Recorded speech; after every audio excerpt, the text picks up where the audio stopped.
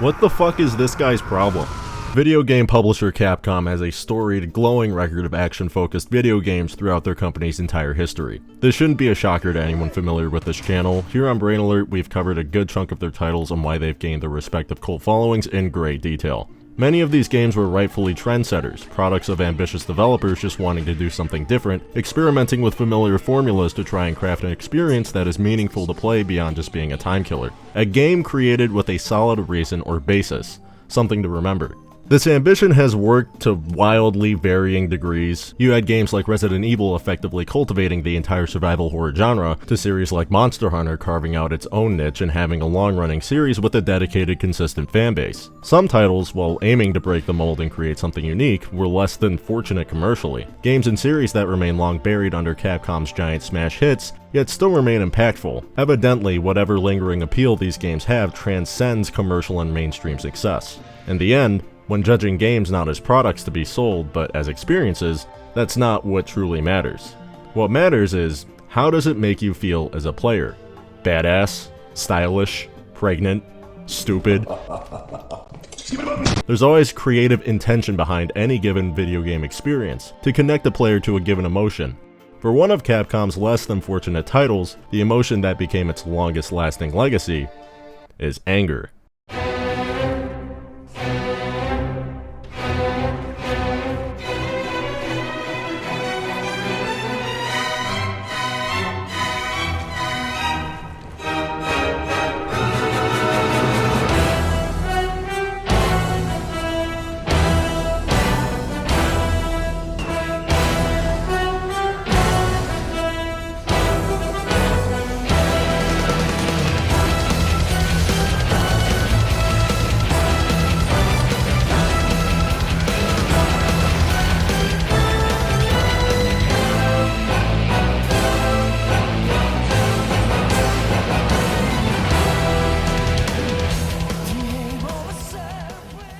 Capcom's 2012 action title, Asura'S Wrath, is a third-person beat-em-up marketed as a unique interactive cinematic experience developed by Japanese game studio CyberConnect 2 for Xbox and PlayStation consoles.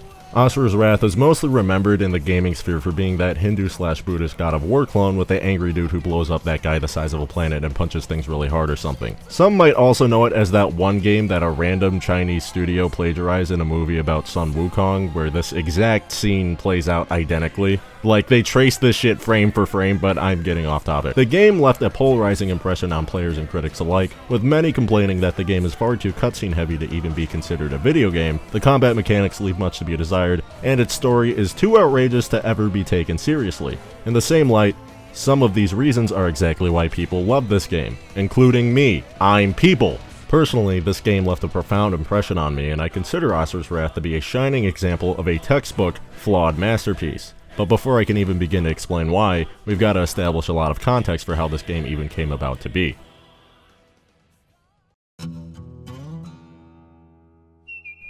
The man responsible for the creation of Asura'S Wrath is Japanese game producer and CEO of CyberConnect 2, Hiroshi Matsuyama, most famously known for his work on the Dot Hack series as well as his creative influence on the Naruto Ultimate Ninja series published by Bandai Namco, which ironically is where this whole story starts.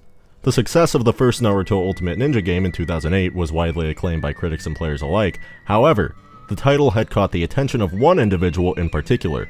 Enter Jun Takeuchi, a now legendary game designer at Capcom whose prestige at the time was mostly on the earlier Resident Evil titles as well as Onimusha.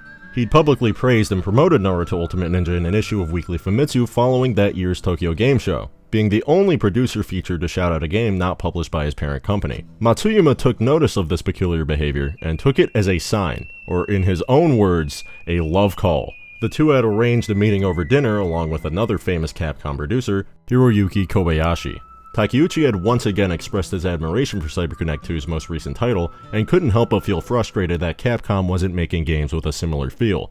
So naturally, he offered Matsuyama a proposition on Capcom's behalf, to make a similar title as a joint effort between their two companies.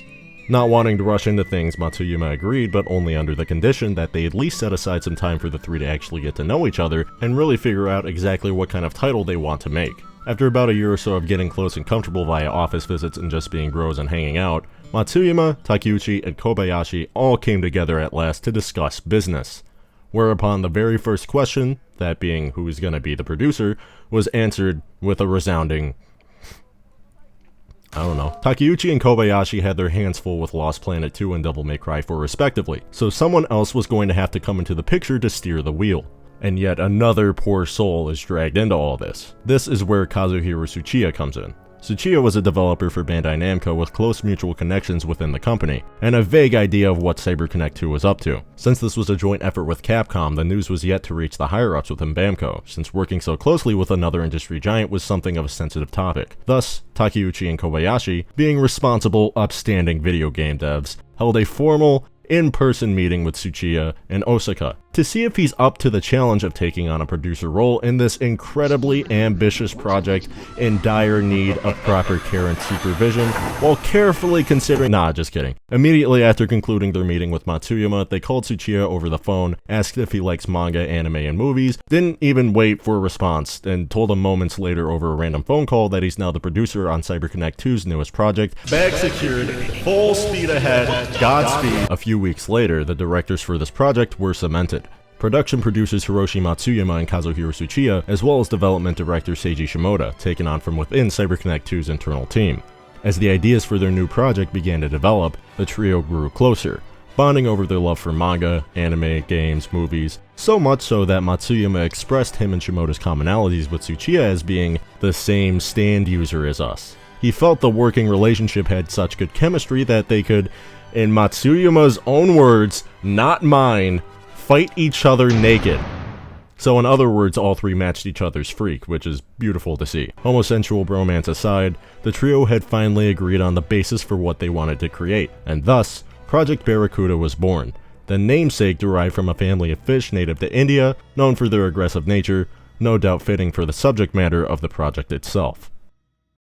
In June of 2009, ideas began to take shape.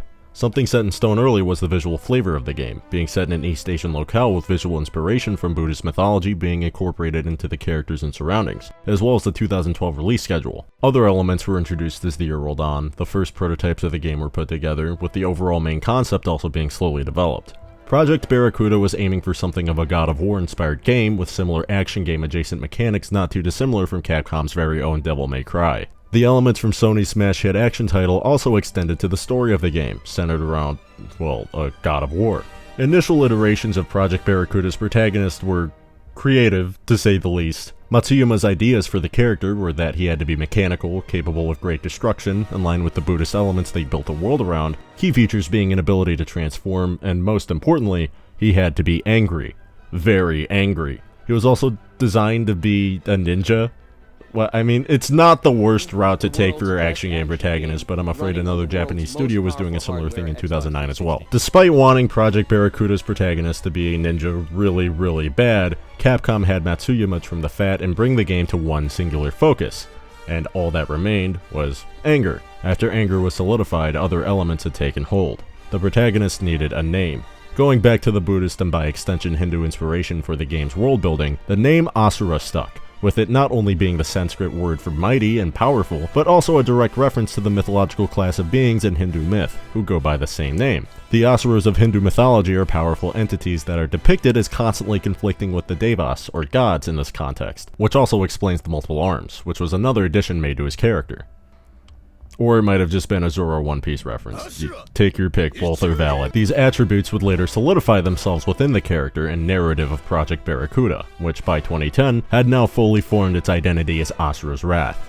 At this point, the game, as it is now, was really starting to take shape. The typical action game elements, like Asura wielding guns and blades, along with the fixed camera angles, had been largely done away with in favor of a more savage style of combat, more befitting for what was once a God of War, but now a God of Wrath. By the time that year's Tokyo Game Show had rolled around, CyberConnect 2 and Capcom now had a promising concept on their hands that was shaping up to be one hell of an experience. Asura's Wrath, officially revealed at Tokyo Game Show 2010, featured a revenge story centered around Asura, a god of wrath who's powered by anger, in a sci-fi world inspired by Buddhist/Hindu mythology.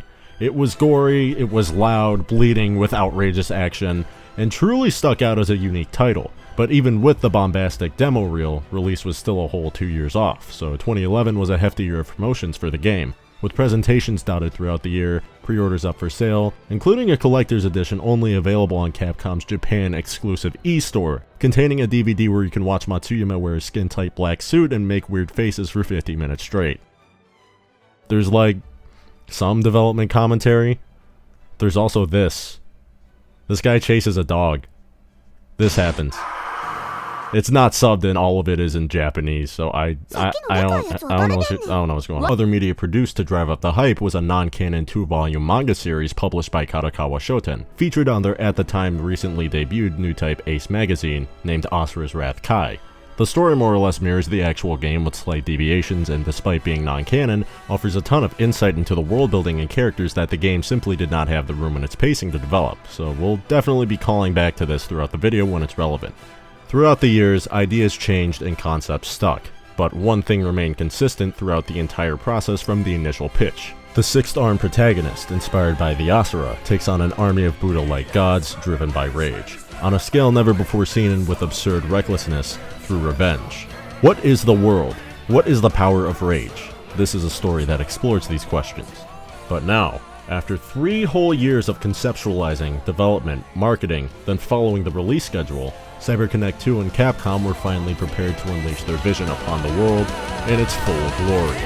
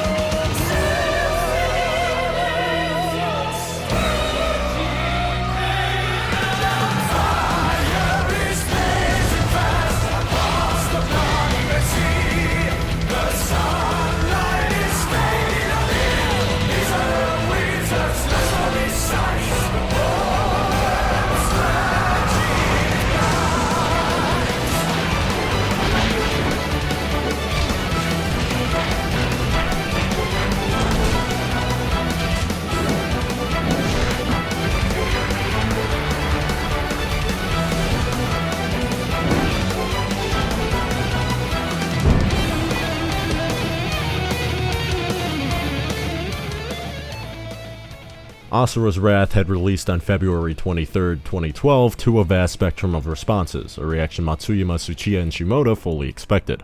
The finished product of Asura'S Wrath was different. Not necessarily different from what was advertised, but simply not a typical video game experience. The original pitch from the Project Barracuda days never changed. That concept is still the glue that holds this game together. What I mean is that at some point during development, the method CyberConnect 2 wanted to use to convey this concept to audiences has shifted. First, unfortunately, the ninja elements were done away with, so sadly we never got Ninja Asura, but on a more serious note, there was a deliberate digression from the typical action game style showcased in earlier builds, even extending to footage shown at 2010's E3, which more closely resembles the release build of Asura'S Wrath but with far more focus on the actual beat-by-beat gameplay instead of what would become of the game. What we got instead was an interactive multimedia experience. Matsuyama had another concept laid out at Project Barracuda's inception that also stuck until the very end. That being the conviction to create a completely new form of entertainment that no one else can imitate and stun the world. This concept took absolute form in the release build of Asura'S Wrath, where much of the game is spent watching what's on screen, staying engaged with the action through QTEs and button prompts, along with the missions being divided via an episodic format, including the finale being locked behind a DLC chapter, which was understandably the subject of great scrutiny. Overall, the experience was not quite what most had expected going in, and most players either loved it or outright hated it. The chief common argument being, well, if I wanted to watch a movie/anime, I'd go watch a movie/anime, which I feel is missing the point. Asura'S Wrath was not created to mimic the appeal of these mediums, but to instead create a hybrid of them. CyberConnect 2 and Capcom had set out to quite literally create a new way to capture the appeal of something like an anime/manga. That feeling of, you know what, just one more episode or chapter before bed. Utilizing the methods in those mediums and reverse engineering them in the video game medium in order to release something no one has seen before and no one has fully committed to since, though many definitely trail along a similar style. Whether that's better or for worse is up to personal preference, nor is that really what I'm here to discuss. We're here to discuss a question I've had since this video started. Why the fuck is Asura so mad? What does it mean to be truly angry? Why is this video so long? If we're gonna answer these, it's about time we actually take a look into the uniquely insane events of CyberConnect 2's Asura'S Wrath.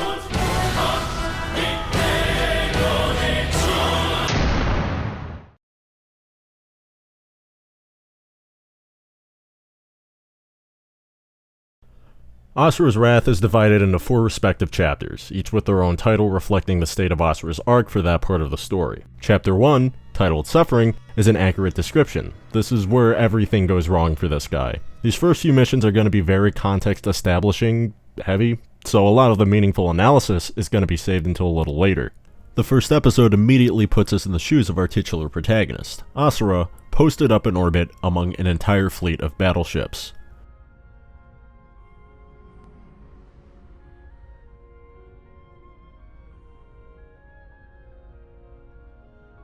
We also get the title card in case you forgot what game we're playing. This opener is fantastic. We're flying around in the middle of a space battle, everything is loud and exploding, or both, and we're already watching Asura wreck shit. Awesome start, the tone is set. We get a good idea of what to expect from the characters and world from this first mission alone, though I am going to establish some context that's not directly communicated at this present moment. Asura belongs to a highly advanced race of demigods, currently at war with corrupted beings called Goma. The entire planet they inhabit is at stake of being overrun, and their main line of defense is an elite team of warrior demigods blessed with mythical levels of power and strength called the 8 Guardian Generals, who are introduced one by one as the mission goes on. As for the Panzer Dragoon inspired combat here, I mean, it's not the worst choice in the world. It works. I literally cannot think of how they could have made this space combat work otherwise without feeling like that section from like Lego Star Wars. Or Dead Space. Dead Space 3. Do you remember that shit? That fucking sucked. Anyways, yeah, the 8 Guardian Generals. Each general plays off of one another in some way, shape, or form and are primarily characterized by a mantra affinity, which is also the power system in Asura'S Wrath, so let's clear this up while we can. Mantra is the spiritual energy that empowers the demigods. It's derived from the prayers of the humans they coexist with and protect, and can be significantly boosted by a divine priestess, which the Guardian Generals also happen to have. In terms of how the demigods can use mantra, at that point it's basically just key control from Dragon Ball. I'm not even gonna hold you, it's basically just the same shit. But each demigod is augmented with a mantra reactor, allowing them to magnify the power of mantra to suit their needs. Mantra affinities, as in the primary binding forces that govern that individual's character, are different and slightly more complicated, so I'll talk about those more when they're relevant. The introductions of each general tells you the basic gist though. First is Wizen, whose first impression comes off as mighty, brash, but somewhat annoying. Then August, a battle maniac who relishes the nature of fighting, shown enjoying himself a little too much in the middle of combat. After him is Yasha, a character I have much to say about later, but for now, he's taking on the battle with cold, calculated precision. And of course,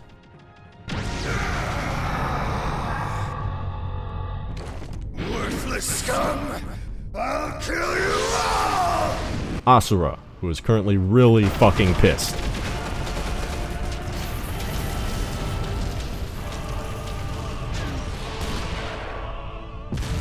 Meanwhile, we see the other 4 generals on the sidelines, not really doing much of anything, which further lays out the group dynamic these guys all have. Despite all 8 being powerful demigods, half of them don't even directly confront the Goma, instead taking on a more strategic role away from the front lines, with Deus here being the official leader of the Guardian Generals.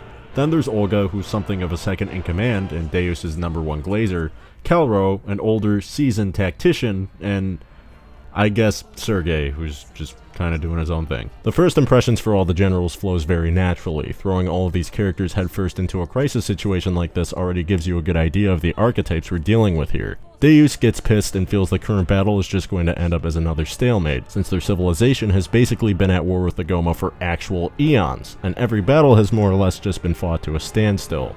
So he decides to launch the Brahmastra, this giant fuck-off space laser, into the planet. Something that's supposed to be the Guardian General's ace in the hole, but Deus fires it anyway because at times one must throw a stone into stagnant waters to set things into motion.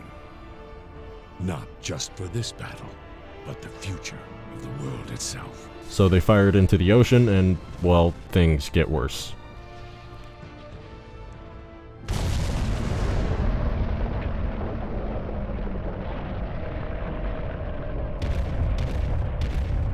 The Brahmastra fires and unintentionally but also somewhat intentionally awakens Goma Vlitra, this giant Mouth. Yeah, Vlitra is the strongest of the Goma and is something of a force of nature that awakens every couple thousand years in an almost cyclical fashion. The Guardian Generals have fought it before, only managing to lull it to sleep, and every single time it reemerges, it seems to get even stronger than the last. Vlitra is a big problem, let's just put it that way. I would like to just take a second and praise the cinematography for this section, because it really is some stellar shit. You might recognize a choreography technique on display here with Vlitra's energy beams. The way the individual projectiles move is an example of the Itano Circus, which has been used in like every fucking mecha anime ever, and appears a few times in Asura'S Wrath, typically identified by a swarm of missiles or projectiles following a character in a twisting, swirling volley. Like, yeah, that one. You know that one. That trope has a name. The technique was developed by the legendary Ichiro Itano, who most famously directed Angel Cop but also worked on Macross, where this visual trope became a staple of the series and subsequently a staple in the greater sphere of anime in general. Big surprise! He directed almost every single cutscene in this game, so go figure. Itano anecdotally recounts designing the technique after a memory of his early 20s when he strapped 50 fireworks to a motorcycle, let all of them off, and charged a friend of his on his own motorcycle at full speed on a beach in the dark while also drunk as fuck.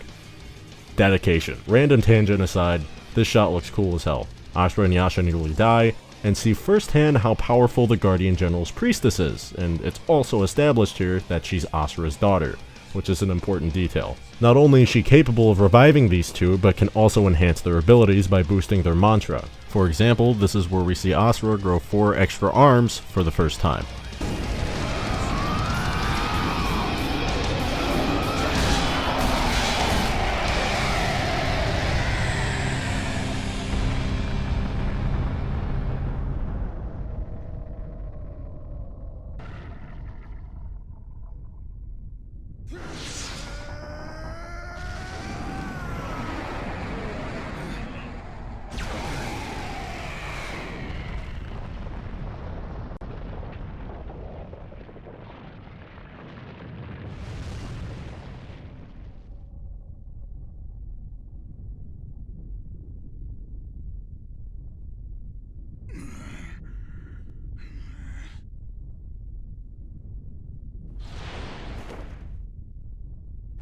What troubles you? I could not kill it. No one can kill Vlitra. You should be grateful you were able to subdue it. We have suffered more casualties than ever, but it will not be back for a while. You should rest. Awesome!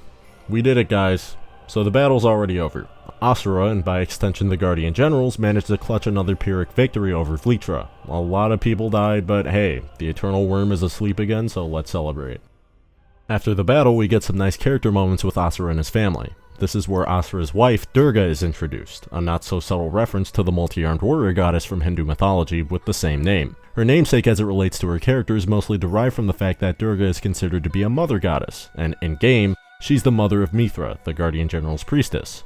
All the multi-armed divine righteousness and strength went to another character, but I couldn't really tell you who. Ironically enough, much of her name's significance can also be lended to the fact that within the mythology her name is taken from, one of the more popular tales of the goddess Durga is one in which she slays, and I'm going to butcher the fuck out of this name, Mahishasura, an Asura who received a boon of invincibility against men and gods, who then went on to overthrow the heavens and was only stopped by Durga wielding 6 divine weapons in a battle lasting literal days. You'll notice a few of these elements trickle down into the game's plot. Not to spoil anything.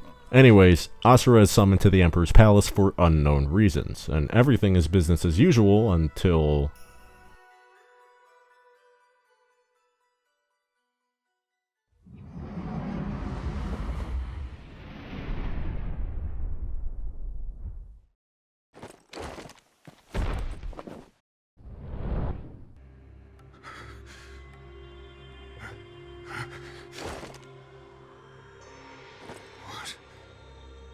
What is this?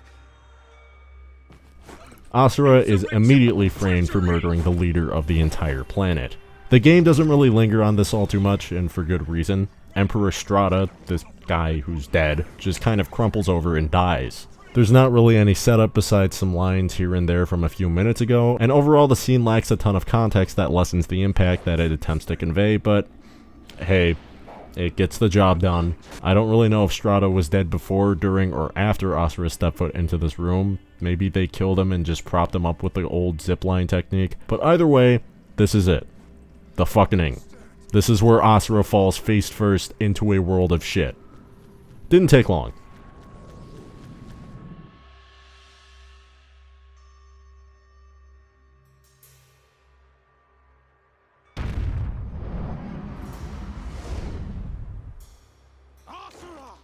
Wizen, one of Asura's former comrades, officially labels our protagonist as a traitor, and basically, it's over. Asura's life is forfeit after this point. So naturally, you might be wondering, alright, what the fuck is going on? Why Asura? Why target this guy and his family specifically? Who is targeting this guy?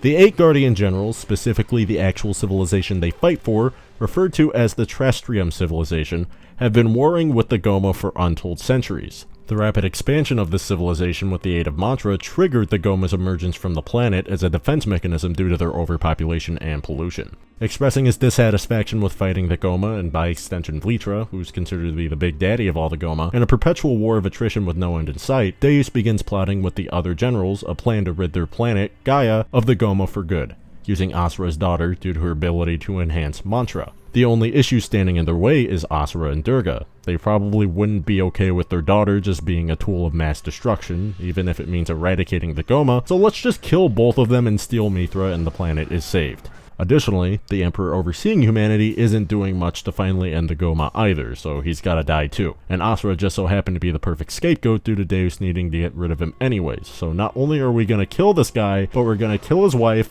kidnap his daughter, and also frame him for murder.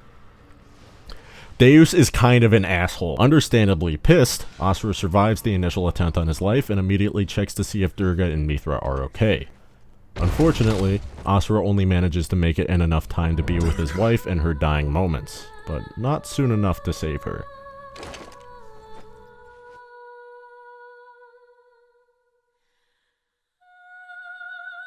Asura.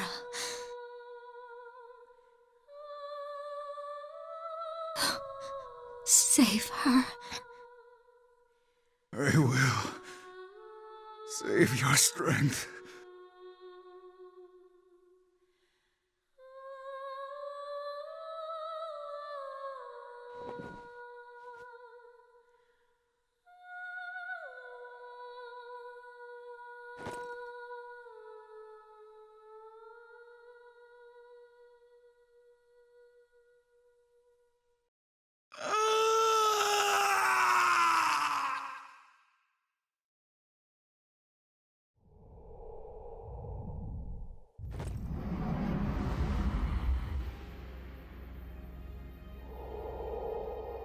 Pissed beyond all belief, Asura tracks down the rest of the Guardian Generals to this orbital place. Did he just jump from the surface out into the stratosphere? How did he get up here? Yasha, who was at his side when he returned home initially, tries to calm him down, but Deus already knows Asura is here to stand on business.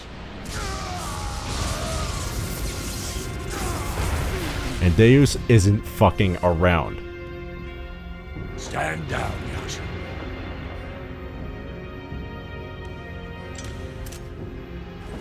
He barbecues Asura with divine lightning and an excruciatingly long death scene in front of everybody, including his own daughter Mithra. It's executed, no pun intended, tremendously well, and the entire time Deus is doing it with a smile on his face, which honestly makes you wonder whether or not Deus held a certain level of personal contempt for Asura for being arguably the strongest of the Guardian Generals and personally subduing Vlitra, or just the fact that his conviction to save the world and the Great Rebirth, as he calls it, can finally start picking up momentum.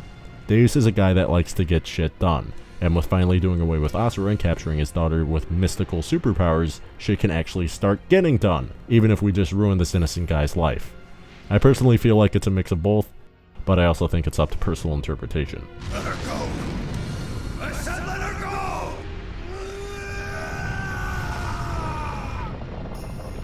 I will have my vengeance!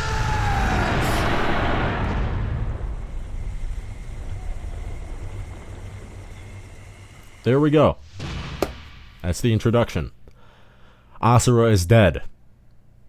So what now? Well, that's exactly it. Asura is dead. He's in the underworld now.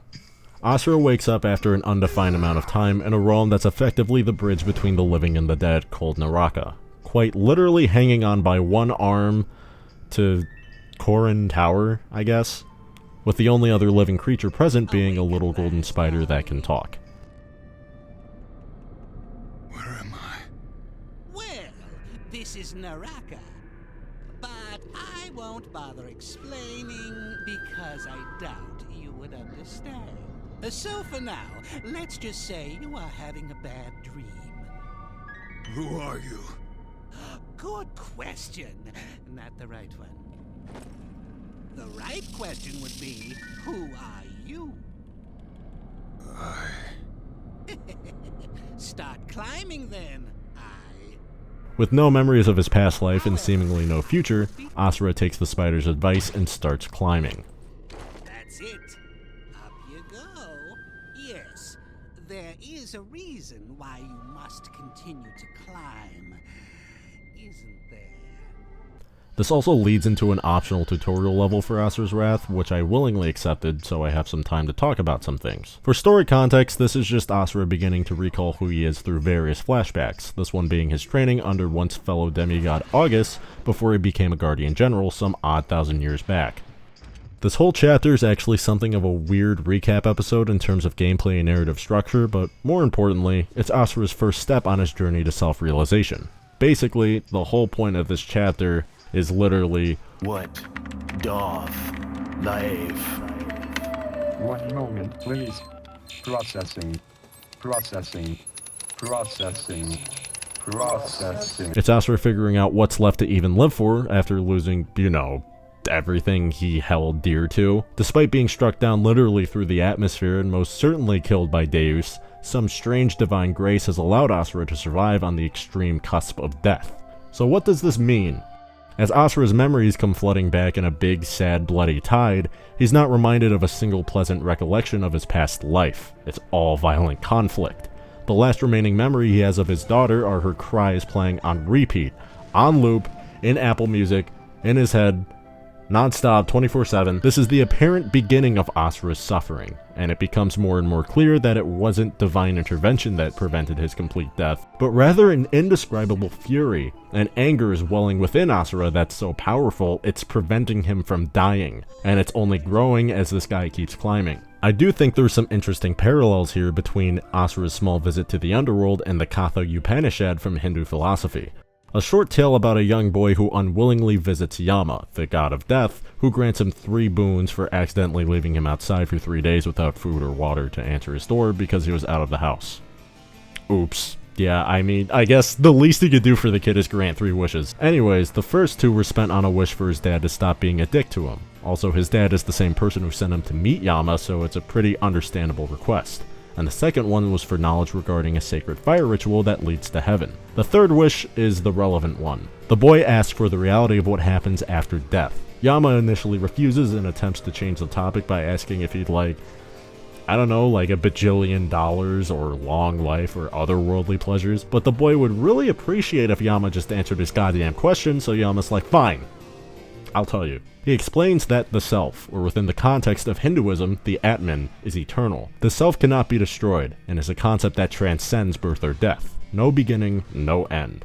The big takeaway is that by understanding the true nature of the self, one can find liberation from the cycle of birth and death, otherwise known as samsara. Asura himself is currently locked in his own cycle, and the only way out for our indignant protagonist is by understanding his own individual soul and what exactly it means for himself to naturally exist in this world. So where am I going with all this? All that's left for Asura to exist is anger. This is his realization. This is all he has to live for. His self, his Atman. His very existence is now defined by rage, and this is why he was allowed to live. If the self is immortal and Asura's self is rage, and he just had all this hideously violent shit just happen to him, it's safe to say that he's very much alive and not going anywhere anytime soon. Ironically tying into a verse from the same Upanishad, "Arise, awake, and stop not until the goal is reached." Words that will be quite relevant in the events moving forward.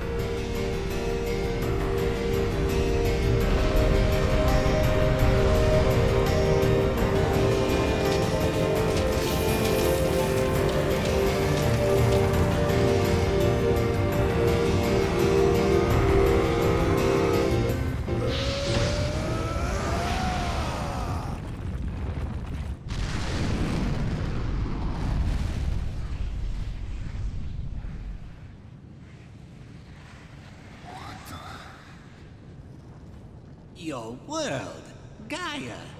12,000 years have passed since you were here last. But that's nothing to a demigod like yourself, now is it?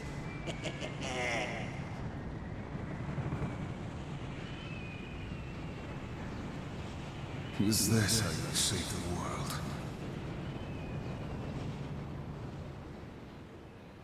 This place looks like hell.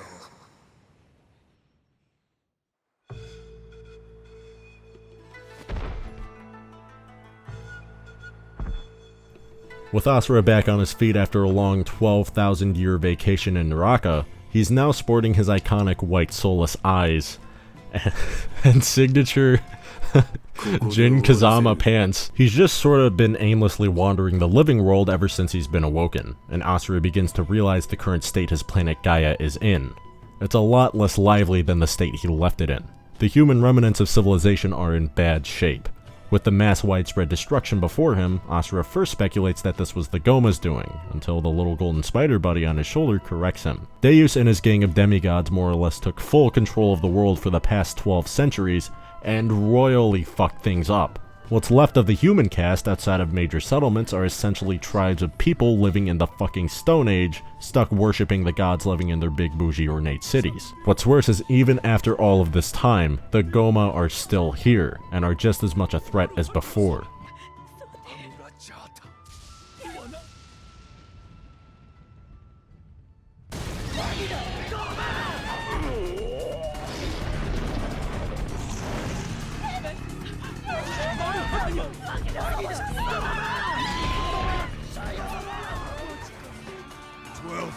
Years and nothing has changed!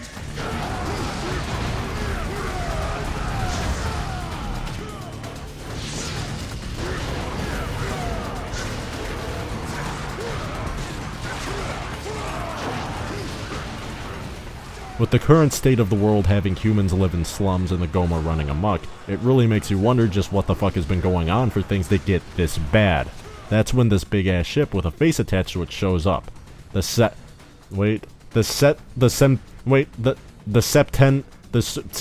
September. This is where we start to get a bigger picture of what's going on here. These guys fall in out of these drop pods and immediately recognize Asura. Clearly Deus and his ragtag team of deities haven't forgotten about the guy even after all this time. After fighting off legions of both soldiers and Goma for long enough, Asura gets jumped by an elephant that starts to absorb the souls of the civilian casualties inflicted by the battle, a process only stopped by Wizen, who drops in immediately after.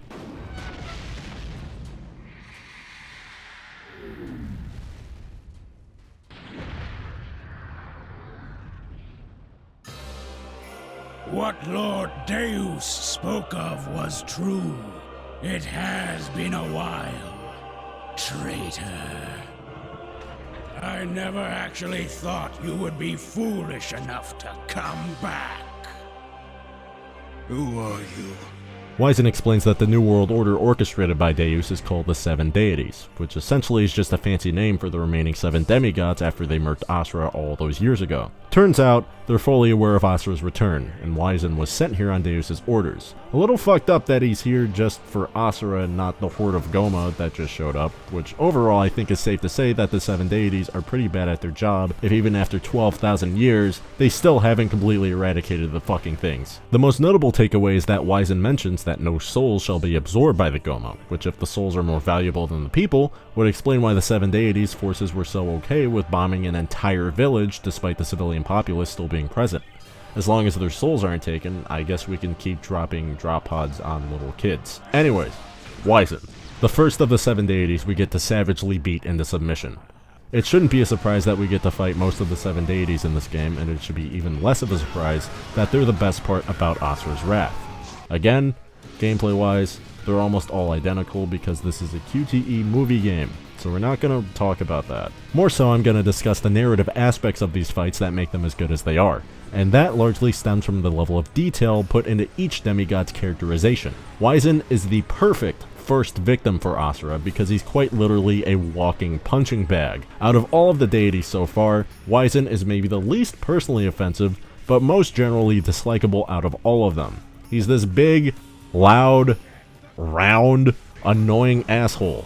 The first one who labels us a traitor immediately after being framed for Strata's death, and an egomaniac that seemingly puts way too much stock into himself and his status as one of the protectors of the planet. What I find so funny about this fight is how much active thought Matsuyama literally put into making Wizen as punchable as possible. From his disproportionately stubby legs to his dumbass facial expressions and his extremely bombastic arrogance.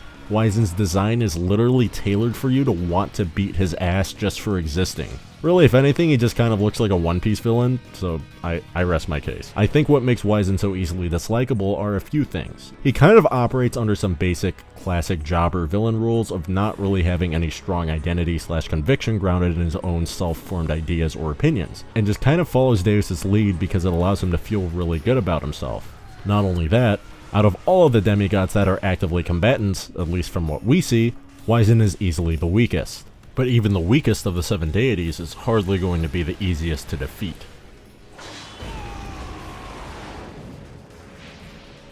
So we've established that Wizen is essentially the Asura'S Wrath equivalent of a Discord mod given divine strength. So how does this make him even remotely threatening? He can do this.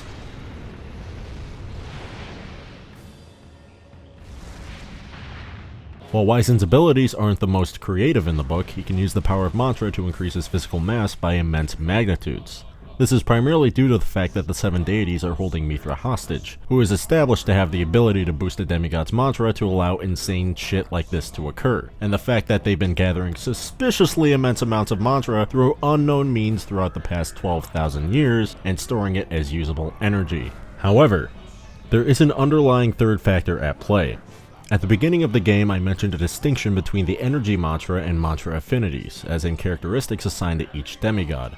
To finally clear the air, within the world of Asura'S Wrath, all living things are subconsciously governed by 8 mantras: pride, lust, greed, sloth, vanity, violence, melancholy, and wrath. These mantras influence an individual's thoughts, emotions, actions, and different mantras predominate different people. This is precisely how the 8 Guardian Generals were selected. For example, the mantra of Wrath predominantly influenced Asura, so when he was given the rank of Guardian General, the mantra affinity of Wrath was bestowed upon him from the last Guardian General with the same mantra affinity. Now I know you're confused, but trust me, this will make sense. The difference between mantras and mantra affinity is that the former is just one of 8 characteristics that dominates that person's entire being. The latter is more so a defined blessing that enhances their actual spiritual mantra energy through the influence of their respective dominant mantra characteristic. Basically, look at Wizen. His mantra affinity is violence. Through desiring and inflicting violence, he can channel more mantra and become significantly more powerful by committing even more violence against those he deems fit to punish. That's how he's gaining so much strength at a rapid pace, and is also the reason why Asura can grow his extra arms here. Unlike the intro sequence where he can only do so with Mithra's mantra boost. The angrier Asura gets, the more mantra he can channel. This entire concept basically already reaches its logical conclusion after Asura flings Wizen into space, and that scene plays.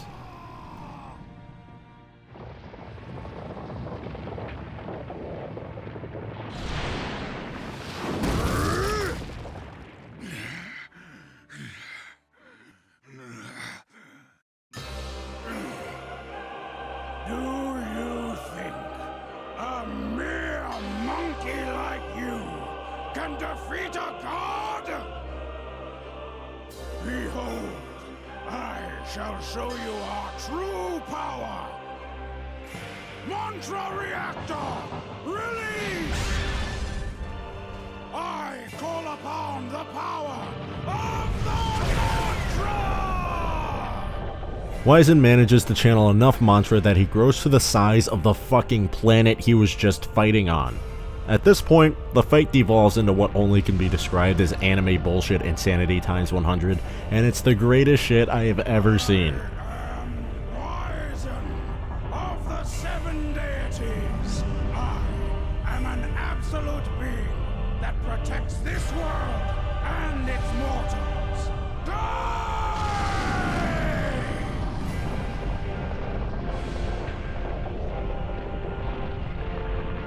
And despite Asura's inevitable victory in this fight making almost zero sense, because this guy should clearly be fucking dead after being crushed by a continent-sized finger, it highlights the best aspects of the deity fights. All of the demigods in Asura'S Wrath play off of Asura in the sense that every single one is an exploration of Asura's character and a challenge of his worldview. Every single battle is as much a physical fight as much as an ideological one.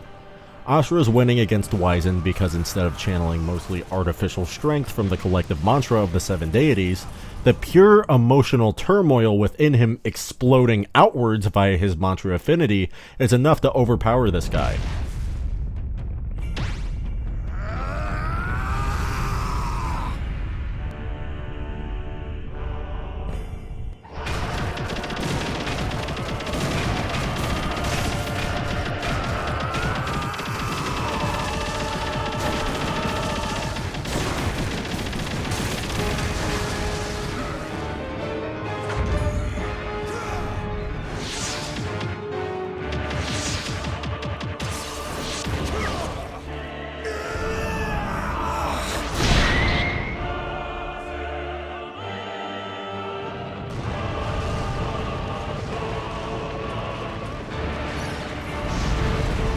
Wizen's violence had no rhyme or reason. Strong ties to his identity, yeah, but no real connection to his role as a deity, no connection to his core being. Violence without reason versus wrath with some loose purpose. Or just anime bullshit. I like to think it's a mix of both.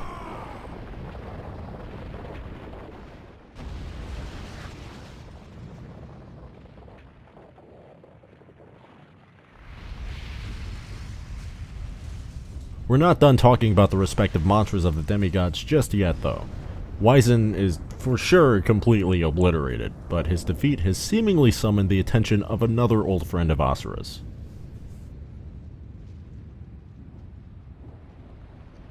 Why are you here, Asura? Do you even know what you want? You have already failed once at living.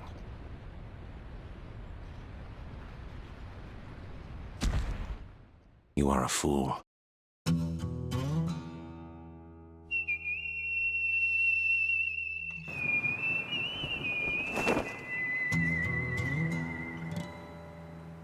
Enter Yasha of the 7 deities.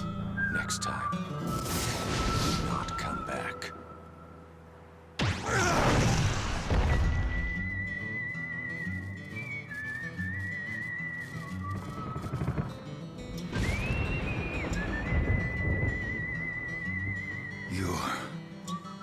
Yasha. Note how, unlike Wizen, Asura has no issues recognizing Yasha right off the bat. Out of all of the 7 deities, he's the one he associates most closely with his past. He presents himself with this callous, unfeeling demeanor with a simultaneously intense conviction. In other words, his aura is off the fucking charts, dude. Yasha's whole shtick contrasts directly with Asura's brazen, explosive aggression, and also clear lack of direction, to the point where Yasha's not even sure the exact reason why Asura has returned to the realm of the living. There's definitely one there, it's just not clear. Yasha is Asura's rival, his direct foil within the narrative, and also my favorite character in the entire game. Honestly, he's easily my absolute favorite rival in any video game ever. Legit. I shit you not, I fully 100% believe with all of my heart, rival characters peaked here. And I'll tell you why. Yasha's mantra affinity is melancholy, an interesting polar opposite choice for Wrath. These two could not be more antithetical in terms of personality, yet they're incredibly similar due to the fact that they're both empowered by their respective emotional responses to suffering. Both of these guys are going through it right now, just differently. From Yasha's perspective, he's being forced to kill an old friend and battle comrade due to his refusal and lack of understanding for the greater idea and cause he stands behind. Too blinded by rage to take a step back and look at the bigger picture. Yasha truly believes what he's doing is good, and that he's assisting in the salvation of Gaia. The only way to ensure things continue smoothly is to kill Asura, who should have died a long time ago. Asura was a comrade he was clearly quite close with at one point, and even attempted to initially reason with before being cut off by Deus, something immediately followed by an agonizing expression covered by his signature mask, which also happens to possess the ability to numb his emotions. The situation is tragically dismal, but it only highlights Yasha's near unbreakable willpower to go to great lengths to do what he feels is right, a man with guts and honor, even if he has to wear this mask that suppresses his emotions to get the job done. This is the source of Yasha's melancholy, and why at this present moment, he completely outclasses Asura. However, even with no arms, Asura refuses to go down. Why is he fighting so hard? From Asura's perspective, this isn't salvation. The entire situation is a fucked up power trip gone horribly wrong. He's not fighting an old friend. He's fighting a man too arrogant to recognize they're quite literally harvesting human souls to somehow save the world. The same man who stood by idly while Asura's wife was slain and his daughter was kidnapped. The same man who willingly allows this bullshit to continue because his head is simply too far up his own ass and too blinded by loyalty to see what he's doing is objectively horrendous, and the cause he's actively supporting is an immoral atrocity. To Asura, this entire situation is an injustice towards him, his family, and everything he and the 8 Guardian Generals once stood for. From the apocalyptic scenery to the general backwards context of the situation, Asura is trapped in a hellish downward spiral nightmare scenario with no escape. And the only thing making it worse is this emotionless fuck in front of him acting like it's all just a means to a greater end. If you were in Asura's shoes, wouldn't that make you a little angry too? Asura's still lashing out even on death's door, and he's still managing to be something of a challenge for this guy. At the end of the day, these are simply two perspectives of suffering, one resonating with wrath and another with melancholy. Both of their emotions are clouded, blinded by both external and internal forces both within and outside of their control, almost like opposite ends of the same spectrum of misery, and neither capable of seeing eye to eye. They both believe what they're doing will ultimately help them escape the unease and pain that exists within them, the same pain that just so happens to enhance their abilities, the same unease that pervades and drives their very existence and motivations. Yet no matter who wins, in the end there's no definitive catharsis. This is what it means to suffer. You are only doing harm to yourself.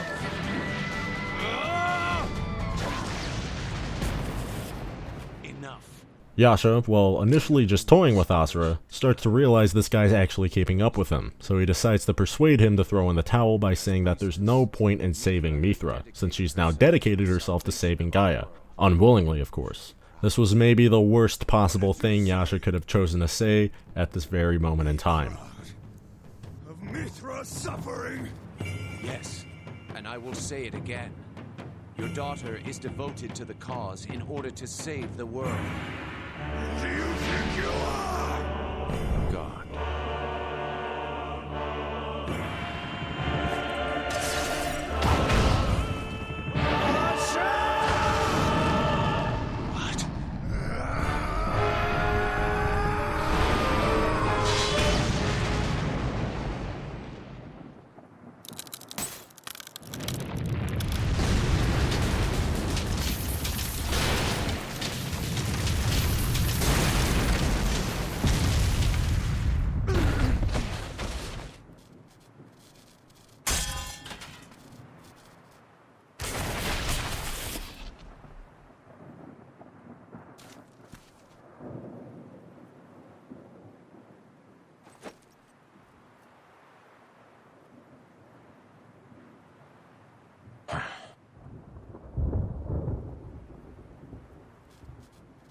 You are as ugly as ever.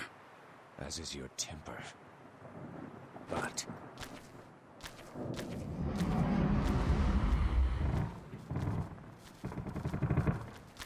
before the cause, It is meaningless!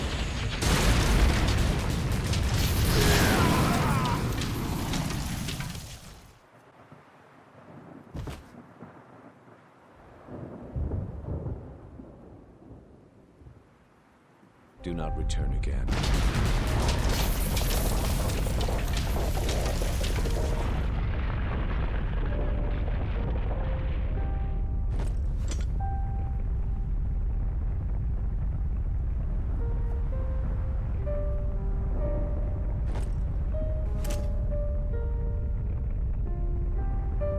Witness the salvation of the world from the depths of Naraka.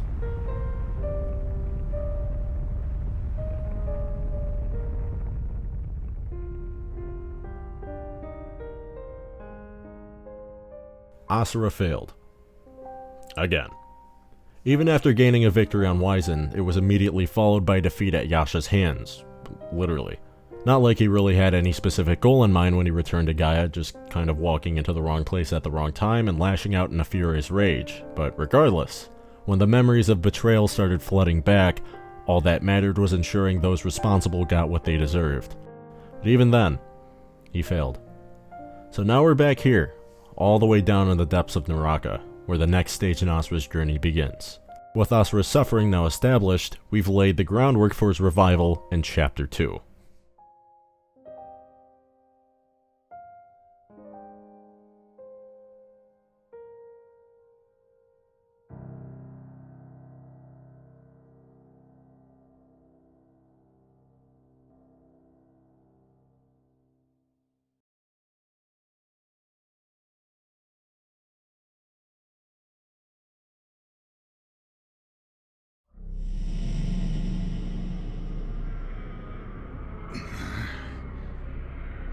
So, what now? Asura's back to dangling from Korin Tower by one arm, and this little guy is back too. Funny thing about this scene is how the Golden Spider suggests forgiveness as an option, and Asura literally doesn't even acknowledge it. Sort of feels like we're all the way back at square one. Asura's back to climbing his way back up, and the guy's struggle to understand his own suffering is starting to feel Sisyphean in nature. So like the old king himself, Asura's gotta roll that boulder back up that hill. We've seen firsthand the extent of Asura's suffering. He's basically died twice at this point and somehow isn't through completely, the cycle just continues. The game starts to bring up the question, what will it take for him to break out? Something is clinging to his psyche that's keeping his restless soul bound to his body. This entire chapter serves to answer that question. Chapter 2 can be best described as Asura being broken down characteristically and being reborn with new purpose. Even this episode in of itself is here to answer the question of what is truly driving Asura's volition to continue on, despite losing everything. So of course, another flashback sequence. This entire section is just Asura fighting these gorillas and then a giant elephant for 10 minutes, like an African savannah trip gone horribly wrong. But even then we can take away the fact that even when Asura fought alongside the 8 Guardian Generals, he was still irrationally furious in the heat of battle. This was during a time where both him and Yasha were training under the same master, August, who Asura almost takes his anger out on just for getting in the way until Yasha intervenes.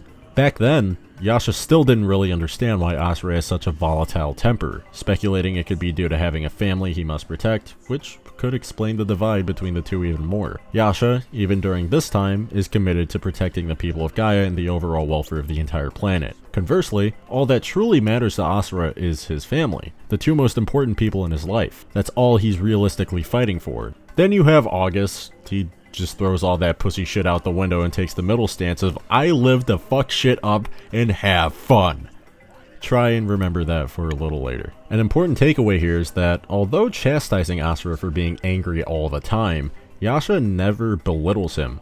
If anything, he treats Asura with a great deal of respect. It's attributed to both of them being Guardian Generals who train together and are at a similar skill, but also largely due to the fact that Durga is Yasha's sister, making Asura his brother-in-law. A revelation that really fucking stings when you consider everything he's allowed to happen leading up to the current events of the game's story. Asura's actual interaction with his family here is some extremely important characterization due to how mellow he is compared to earlier. This is an entirely different guy from the dude who just tossed an elephant the size of an apartment building at least halfway across several football fields of desert. Asura clearly loves his family and carries an entirely different demeanor when he's with them, but at the same time, when attempting to swaddle his infant daughter, he literally just doesn't know what to do, gets frustrated, and leaves in a completely awkward fashion. Asura doesn't really know how to function beyond protecting those he loves with overwhelming force. Without some kind of clear direction or goal in mind, and no way to exercise his rage, he has no clue how to handle it, and even when he tries to, whether it's consoling his crying infant daughter, or attempting to fight for something he lost 12,000 years ago, it's more often than not handled with utter incompetence. Didn't have to say it to his face like that. This leads directly into another flashback sequence from Asura's perspective. He's hearing Mithras crying again, but not from 12,000 years ago from when he was first slain. Her infant cries are haunting him now, something less associated with Asura missing his family or failing to protect them, and more so symbolic of something deeper. This entire memory is symbolic of a different failure. It's more so a result of the burden Asura carries with only being capable of destruction. Mithra's crying was the only problem Asura can solve with his own bare hands, and Durga's words here are only more haunting for Asura considering that she's right.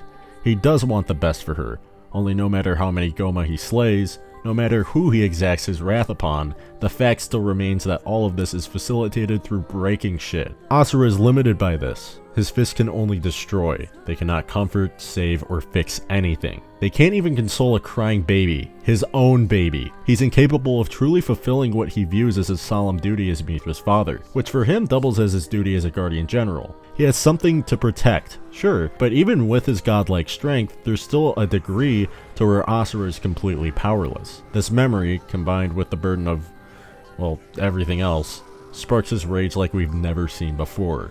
He's not just climbing this time, he's doing the fucking Tau Pai Pai full sprint up this tower back into the world of the living once more.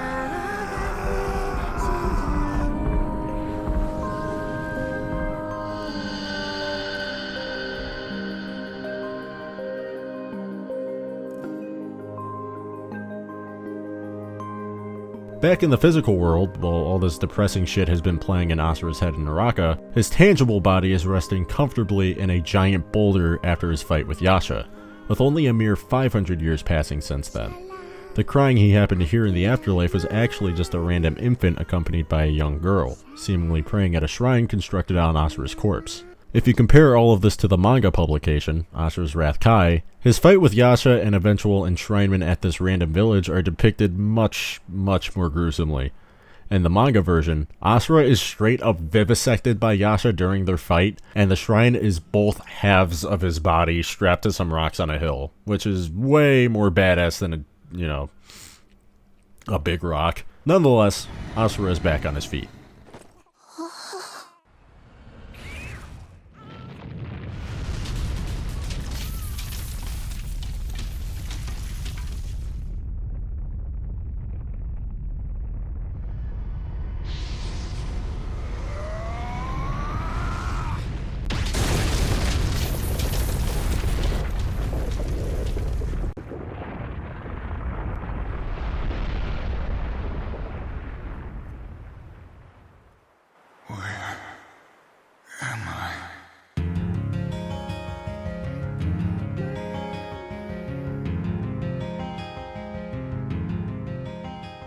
He's not really sure where he ended up this time, and confuses this young girl for his daughter. Just to be clear, she's not. She just happens to bear an incredibly close resemblance to Mithra. Another detail to note is the fact that she's seemingly speaking some bizarre gibberish language that neither Asura nor the player can understand. A detail that puts into perspective just how much of a divide exists between the demigods and the humans they once protected. Even the language of the common folk is totally different.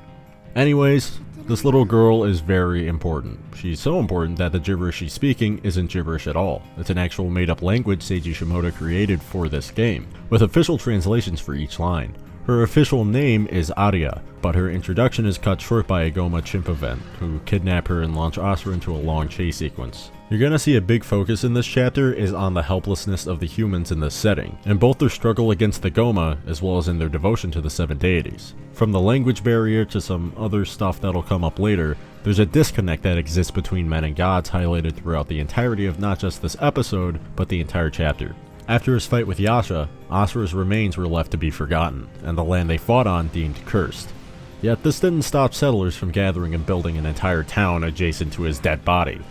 The local legend deems that he still watches over the land, and as a result, Goma sightings are rare. Apparently not rare enough since this girl just got kidnapped, but whatever. Though worshipped, no villager dares to approach Asura's shrine, except for Arya. She happens to regularly visit the shrine due to Asura bearing a resemblance to her late father, who fell victim to the seven deities when he was caught in a crossfire of a Goma purification. So there's a mutual adoptive father figure, surrogate daughter thing going on here. Very cute. Asura manages to chase down the monkey that stole his not daughter, and we land in the central square of her village, only to find even more Goma running rampant. You gotta fight this giant tortoise.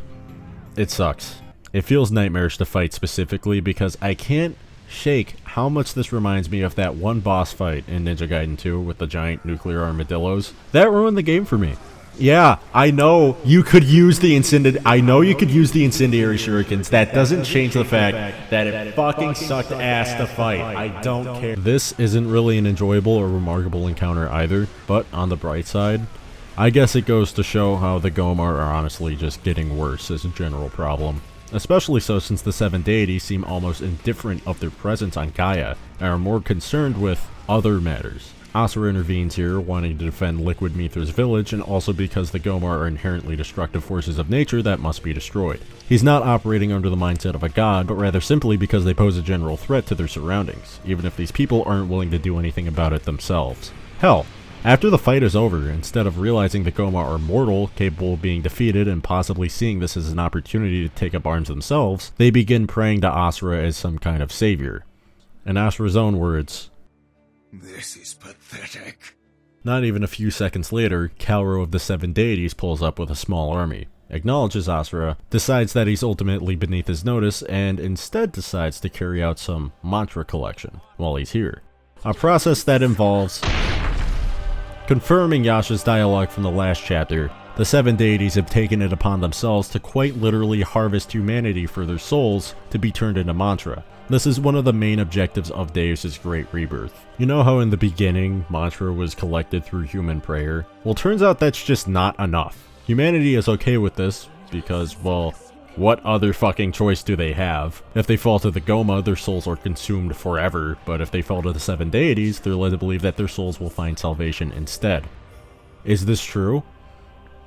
No, the 7 deities are willing enough to tell this lie because not only do they need the mantra to achieve their greater goal of saving Gaia, but they also assume that humans, being as meek and cowardly as they are only concerned with salvation after death anyways, which is why they're so willing to give up their lives. Something that also isn't 100% true either. It's true that humans are generally considered lower class compared to the demigods and worship them even before the 7 deities were established, but back then the demigods had their best interests in mind.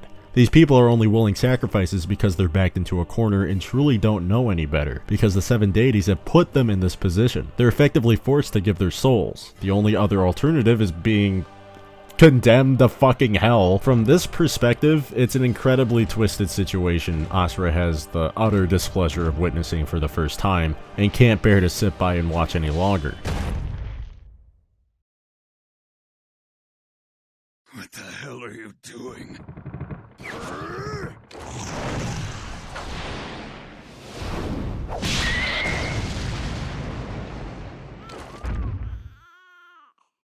I will not stand for this. Your lives will end here. The battle ends with Asura personally beating the shit out of one of the last stragglers, who is actually smart enough to beg for mercy, catching Asura by surprise. He claims he was just following orders and collecting mantra like he was told, but Asura still doesn't care.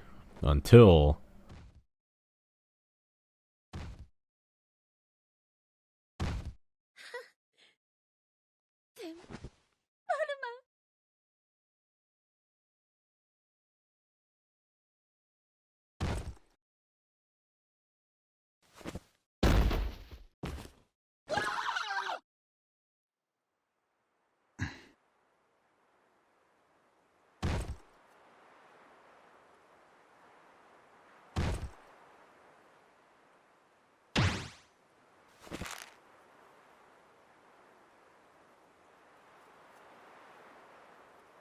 I know how you feel.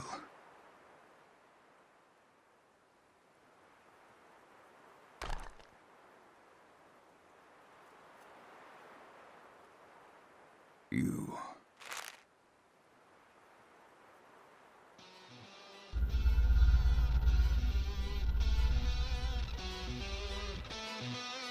You let me handle them. And handle them, he indeed fucking does. But let's run that back a little bit. To analyze the scene a little longer, the moment between Asura and Arya is among the best of Asura's character moments in this game. They're telling you a lot with just 5 words and an exhausted sigh. This is maybe the only person Asura has met since he was spurred on this journey who has experienced the pain he's lived with for over 12,000 years. What's so interesting is that the exact translation of Arya's words here really put this into perspective. For both of them, the fact that this is truly the work of individuals who consider themselves gods is baffling. Gods that promise to protect them. Gods they place the very trust of their own lives to. This is what they get in return. Aria too lost people she loved in similar circumstances, and for once Asura sees another perspective of the wrath he holds and the helplessness he feels, even if it's on such a small scale. What the 7 deities are doing to the people of Gaia is unjustifiable, and they can't do shit about it. So, on behalf of the girl who just lost her entire village, Asura decides to retaliate for them.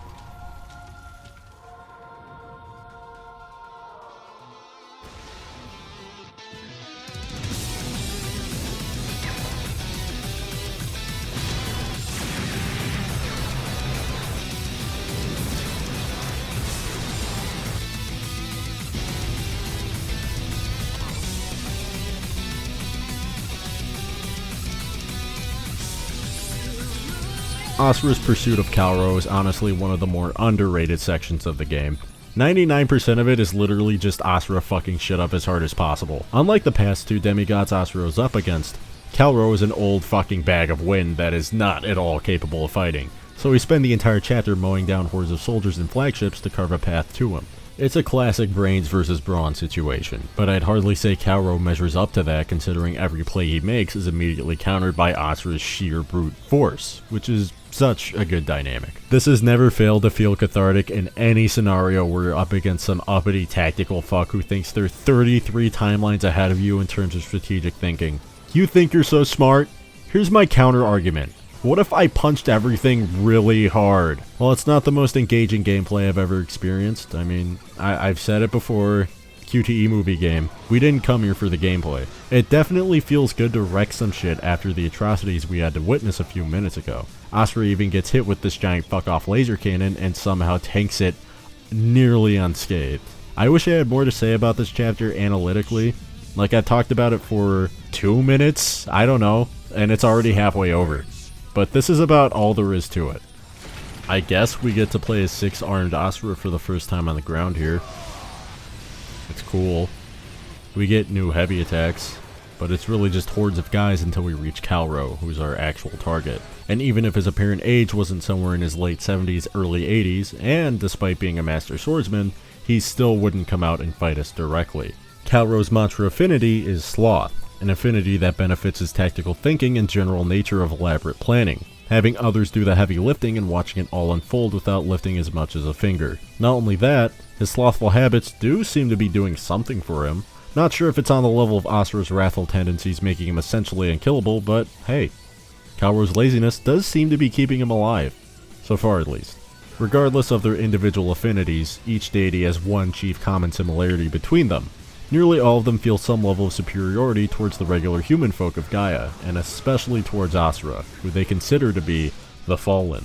Kalro particularly considers himself to be far more sophisticated and self-aware than anyone who isn't a member of the 7 deities, and notably holds a special disdain for Asura and his primitive ways of combat, which probably attributes to his allegiance towards the Great Rebirth as this elaborate grand plan for exterminating the Goma, a plan he had personally devised for Deus. The same plan that included framing Asura for murder, and killing his wife, kidnapping Mithra.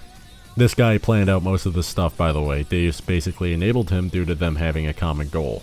Unfortunately, Kalro's always one step ahead of Asura, so even after ransacking his entire fleet, he manages to flee in an escape pod entirely unscathed.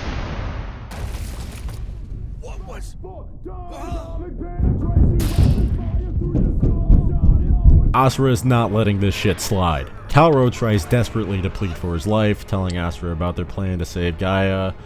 All this hibbity hoopla, this is shit Asura already knows, is currently mad about, and hearing about it even more as a means to pacify him almost feels like mockery. Even in his dying moments, Kalro is nothing more than a coward who tries to resolve conflict through indirect means, even if that means attempting to convince Asura that all of this is for the greater good of the world. Well, Asura's made up his mind. I grow tired of hearing about the world!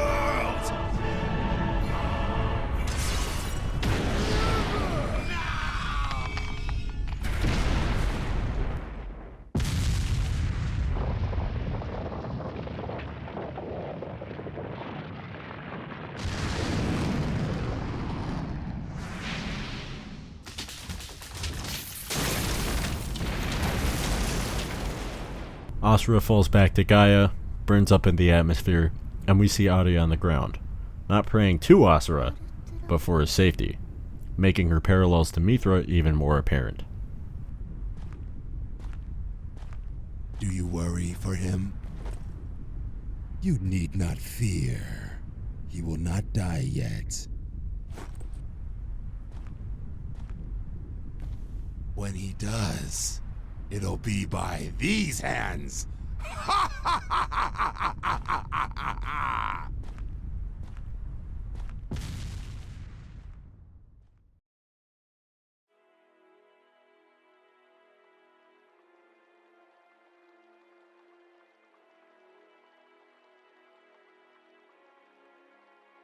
After making landfall on Gaia, Asura once again awakes in a strange place. What?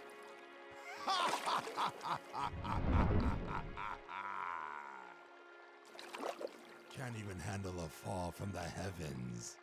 You lack training! August brought Asura to a bathhouse after falling from orbit. You might be thinking, well, that's a weird place to fight, but that's not why he dragged him here. He brought Asura to his favorite bathhouse literally just to chill out. That's the actual reason. You fight, then eat good food.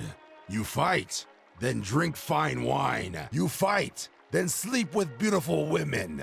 Hell, fight with beautiful women. That is what it means to live.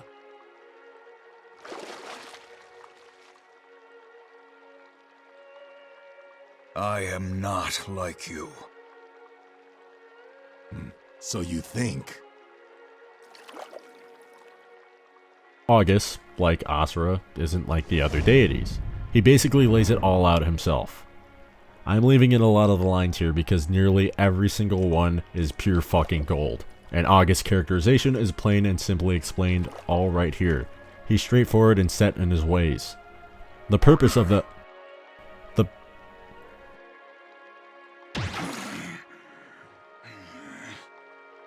specific purpose of the episode is also established in this conversation, how these two compare and contrast to each other. Before we really get into anything happening in this episode, we gotta talk about August. The biggest difference we really start to see here that separates him from the other deities is that he has no big cause he fights for. He has no strong volition for change, and doesn't seem to care much for Deus' great rebirth. August lives for the moment. We see this from the very first scene he's introduced. He contrasts with the other gods similarly to Asura in the sense that he's openly driven by selfish desires. His mantra affinity being greed makes this a fitting archetype. This episode aims to highlight the similarities between the two, as well as visually communicating the bond these two once shared as student and master, and now as circumstantial enemies. Emphasis on the circumstantial part. We also get shots served to us by demigod bad bitches. Cheap claps if you chug the whole bottle.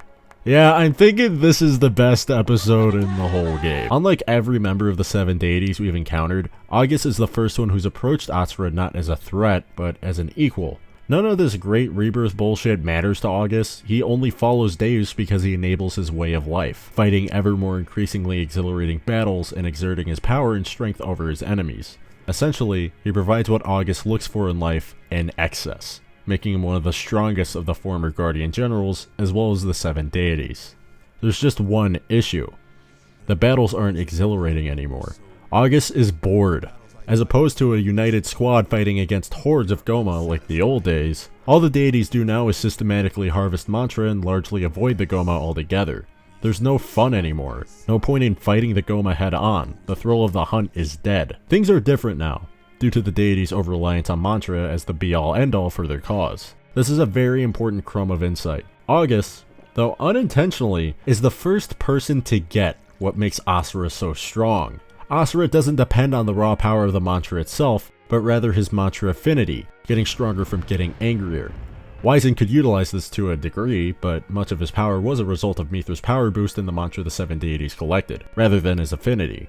August is the first person who, through his own self-introspection, realizes what makes them so strong as deities. He thinks the old days were better because he could fight battles of insane proportions against a seemingly impossible foe, something that boosted his mantra affinity because August loves fighting. The characteristic of greed applies to this as well. All that matters is the thrill, the adrenaline rush of combat, and ultimately seeing who is the strongest by desiring more and more battles. This is what makes life worth living, and it doesn't end there. Greed applies to his other hedonistic attributes as well. August loves baddies, he loves drinking, and overall, August just loves a good time.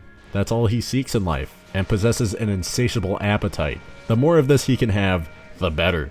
He personally believes Asura is driven by the same desires. After all, being his pupil and fighting alongside him, he's watched him fight, and has observed his own unique thirst for violence that nicely complements his own. That's why he brought him here, to treat Asura as he would treat himself. He sees much of his own self within his pupil, and clearly their personalities overlap to some degree. But it's not the same. Asura flat out tells him that they are not the same. Despite partaking in the bathhouse, taking the edge off with a couple shots, or even chugging the whole bottle here and there, Asura is willing to attempt to relax and enjoy the moment as August would. He even tries to cop a feel of the titty to simply disastrous results. But again, it's not the same. They're not the same. Regardless, August still isn't convinced. Between the both of them, there's only one way to definitively settle their differences. Now then.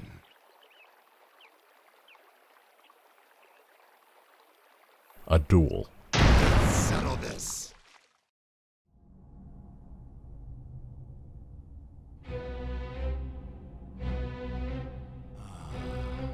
This will do. It's just you and me.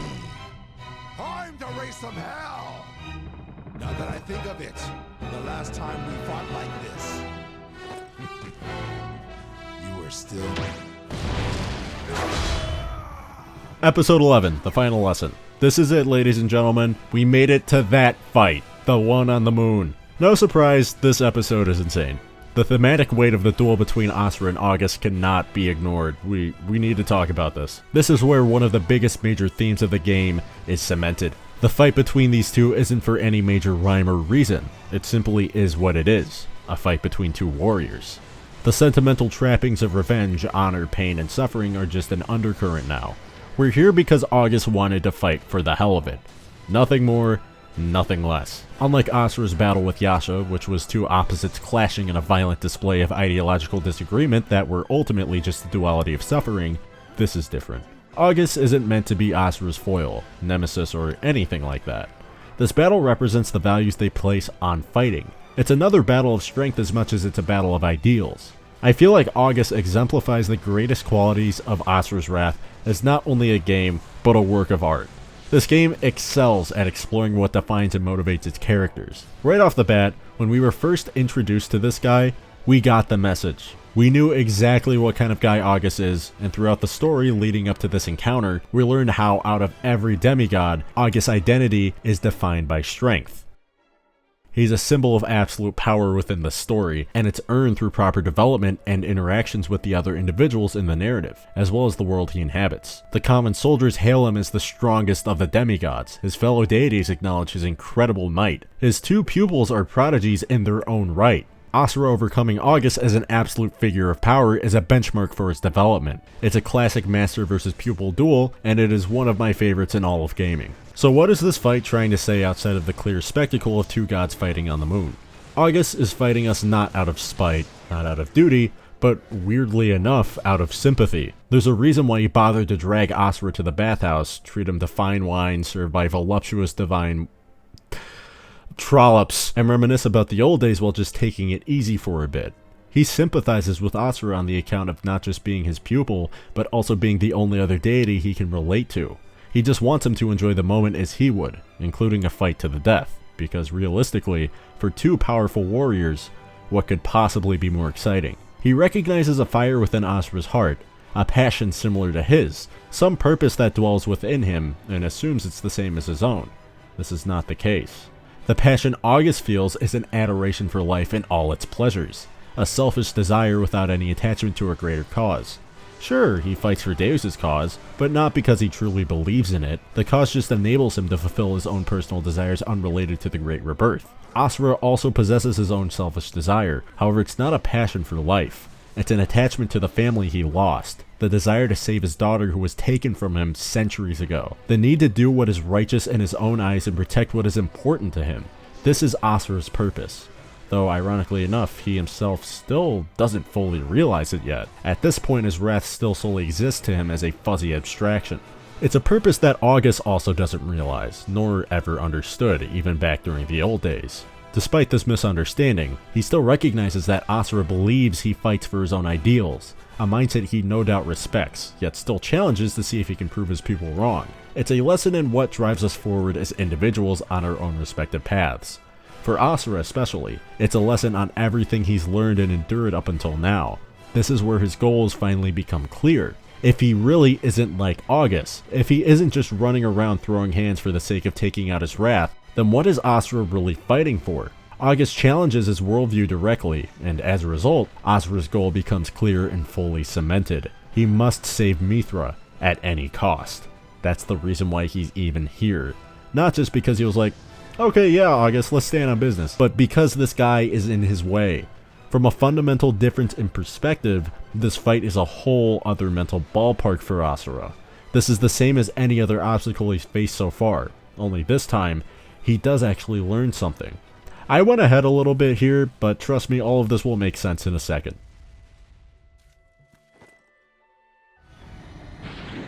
I have had carnal knowledge of the fairest maidens in heaven, and have tasted the finest wines of Gaia. But none of it excites my blood more than using my blade! Ha ha ha! Prepare to meet your end, Asura!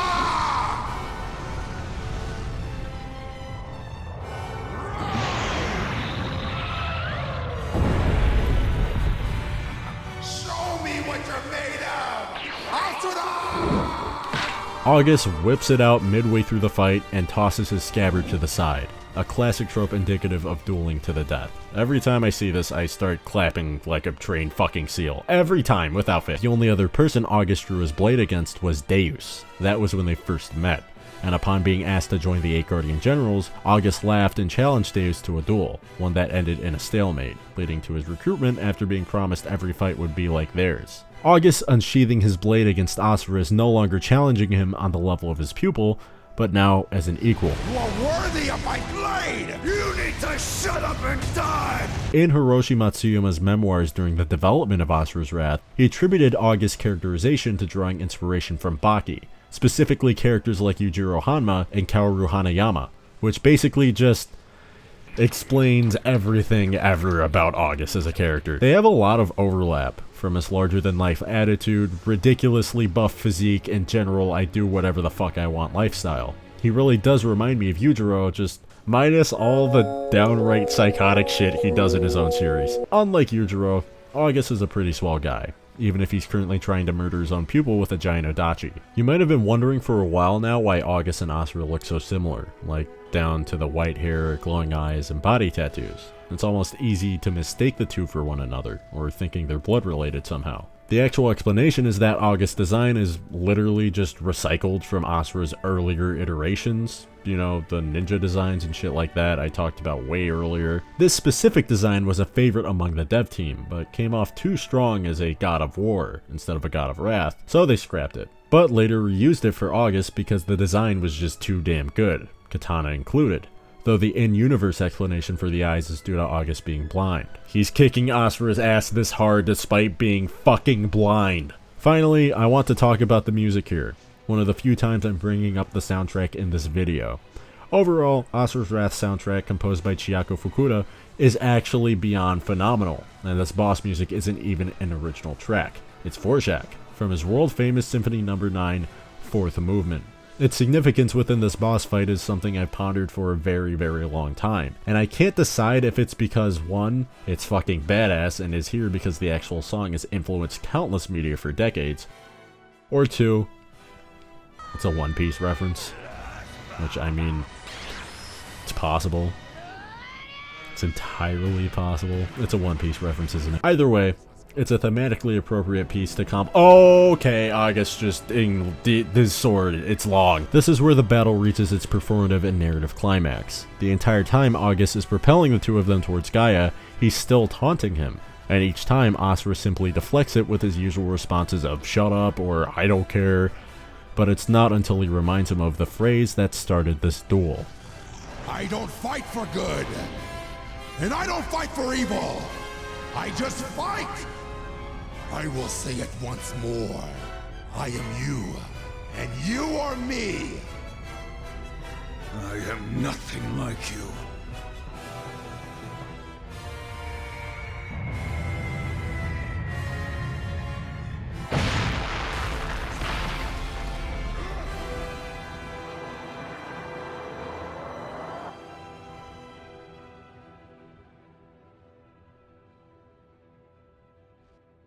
Despite retorting with the fact that August, simply by nature, would just not understand, Asura still hasn't convinced him, and the only way they'll definitively have an answer is to see who's still standing by the end. That much they can at least agree on. And so, Asura's backed into a corner. He's pinned to the ground with a blade that's so long it skewers the entire planet. And only in this moment, Asura finally realizes what separates him from his master. Knowing that words will do nothing to sway him, Asura proves August wrong the only way he knows how to, and the only way his master taught him.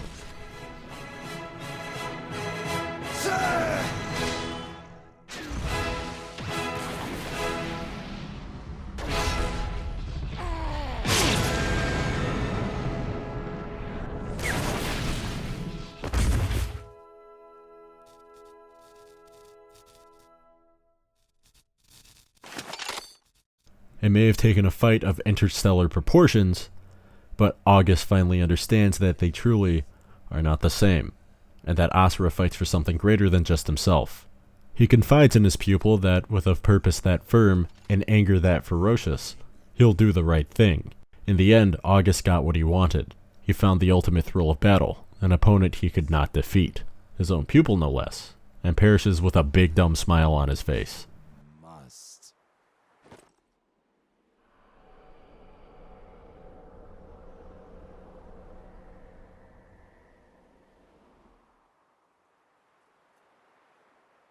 The thematic weight of August's defeat is almost solely depicted through Asura's pained, contemplative expression, only cut off by this big-ass coma in the distance. And so, Asura's anger spurs him on, to cut down those who stand between him and his ultimate goal, protecting what's important to him. If anything, it's a reflection of August's final lesson, his core beliefs, and also one of the greater themes of the game. Live your life to the fullest, and without regrets.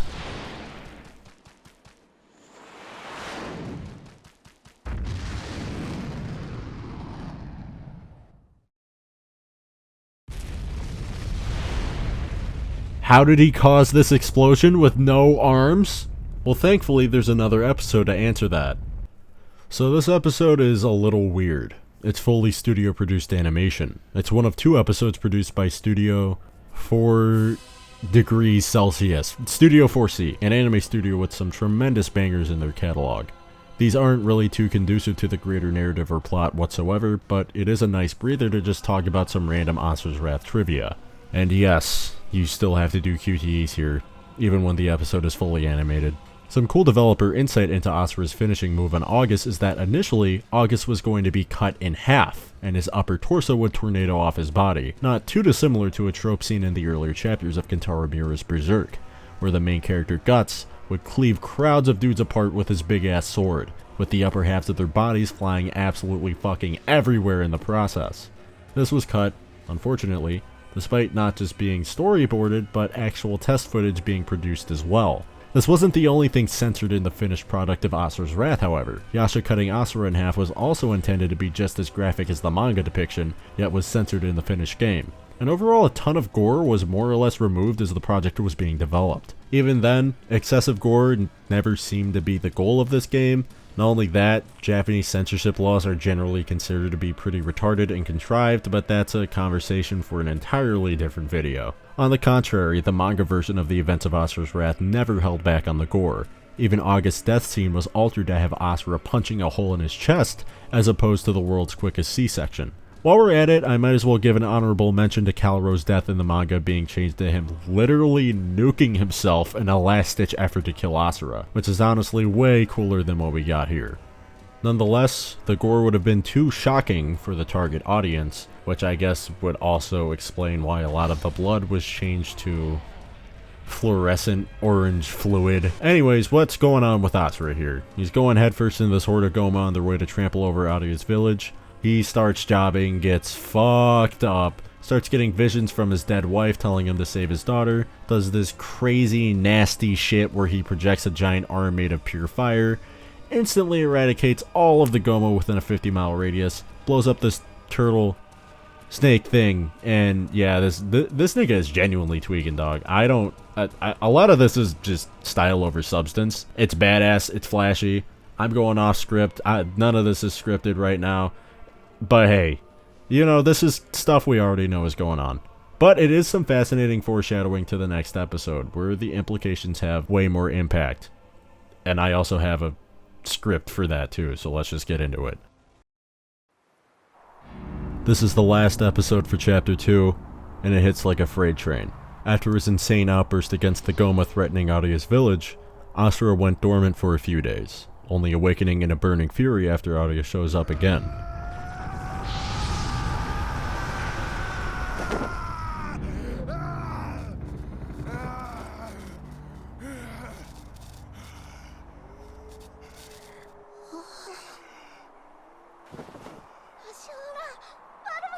Noticing Asura's minor injuries, she motions for him to follow her back to the village, something Asura seems apprehensive about at first, but then gives in, showing a shred of positive emotion for the first time in ages. I always found it interesting that Asura bothers to even go along with her instead of, you know, rescuing Mithra, his actual daughter. I get that Aria and Mithra look similar, but I suppose the implication is that she's more of a surrogate daughter at this point. They both have a mutual trust between each other, and if she's willing to find some way to mend his injuries, then hell, why not?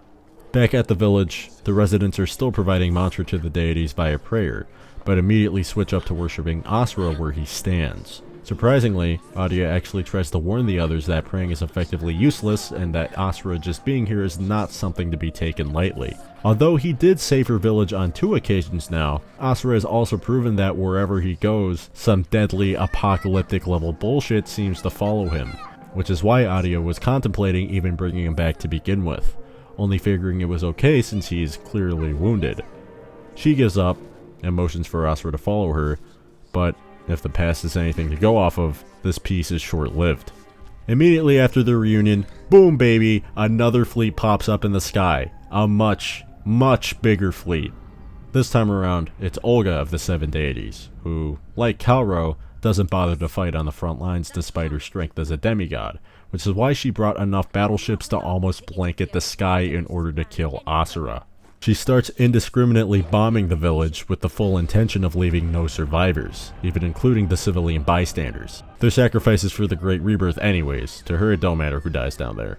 Almost out of instinct, Aria runs off to protect her people in whatever way she can, leaving Asura to fend off whatever soldiers drop in from orbit. This entire section leaves a strong impression of futility and helplessness for both the people of this village as well as Asura himself. We started this chapter saving these people from the Goma, launching into the atmosphere to fight back against the 7 deities for these people who couldn't stand up for themselves. And now, after all of that, they still find no peace in this world.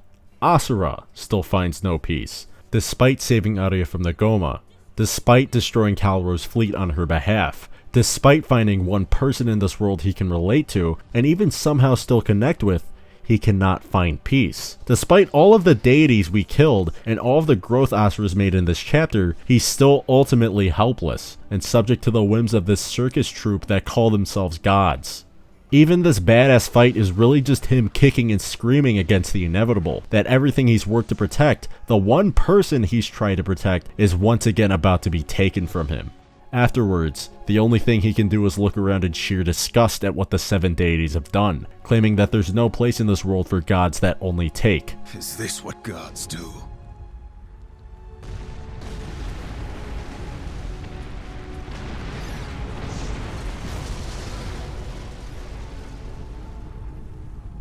There is no need for gods that only take. For gods of death! All he's seen the deities do is take, but not once have they given anything back. Their entire existence is defined by taking advantage of others for some worthless cause that seemingly hasn't bore any fruit in 12,000 years. Fortunately for Asura, he managed to find Arya amongst the ruins. Unfortunately for Asura, Olga just sent down another volley, this time with enough ordnance to level the entire continent.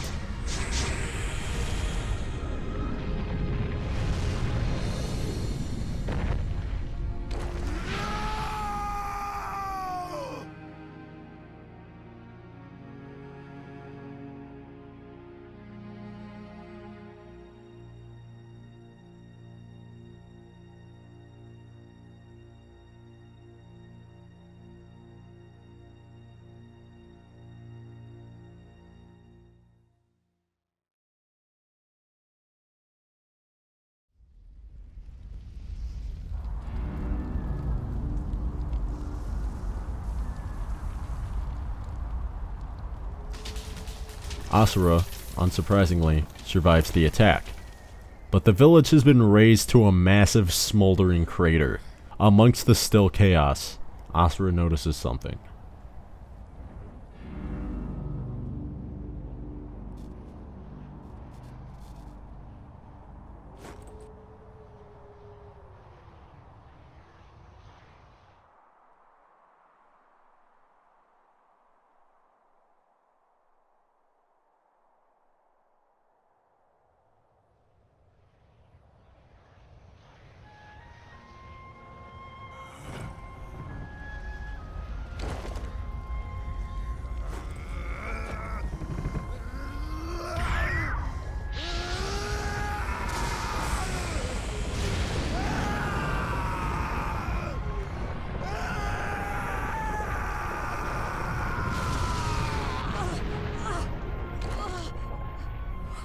What was that?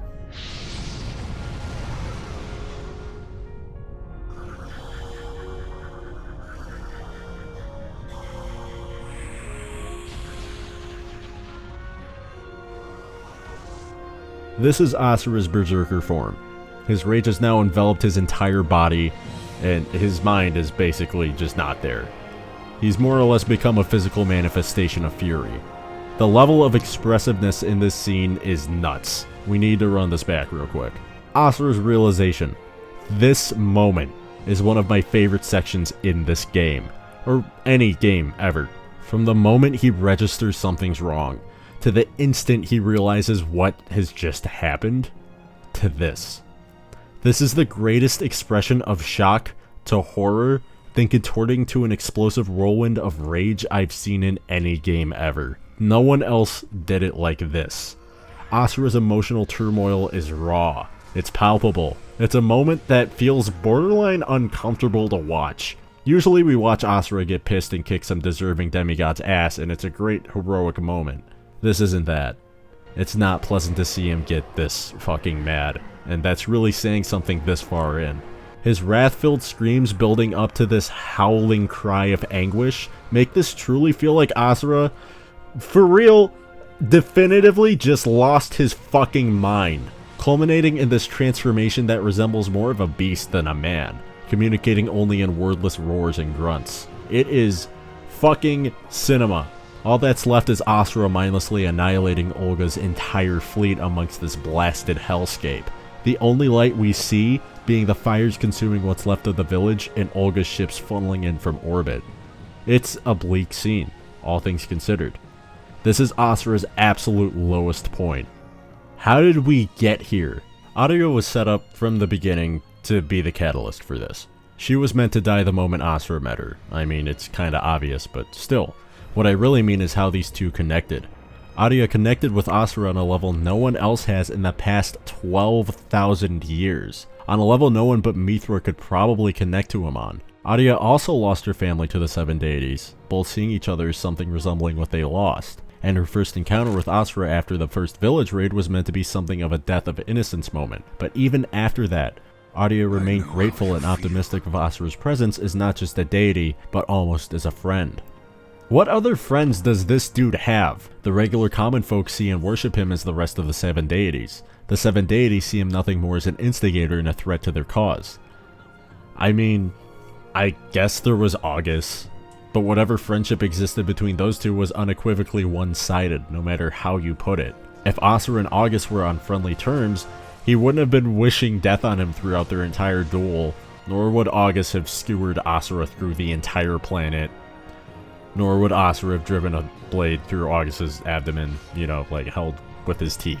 Adia's characterization was also important in the fact that she's one of the few people he was capable of making a positive impact on since he was resurrected. His actions inspired her to save whoever she could during the village assault, as opposed to the others simply laying down and dying. His borderline heroic deeds truly did make a difference, even if they were small, but none of that matters now.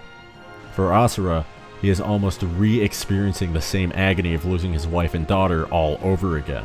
No matter how hard you tried to protect the people of Adia's village, everyone still met with a horrific fate in the end, and Asura was truly powerless, no matter how hard you fought. And so, the Berserker formed. Asura's anger fully exploded into something capable of total annihilation, because now, there's really nothing left to save, nothing left to protect. So instead, let's just destroy everything. The Berserker form isn't really a power-up as much as it's a state of being. Asura literally cannot control his rage anymore, and now it's taken his body hostage as a vehicle for unleashing itself upon the world.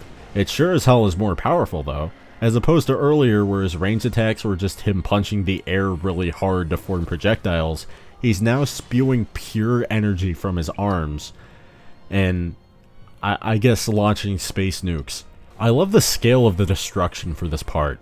Even the concentrated blasts end up scattering explosions and beams in all directions. Nothing about this form is refined or methodical. Hell, I wouldn't even call it a form at this point.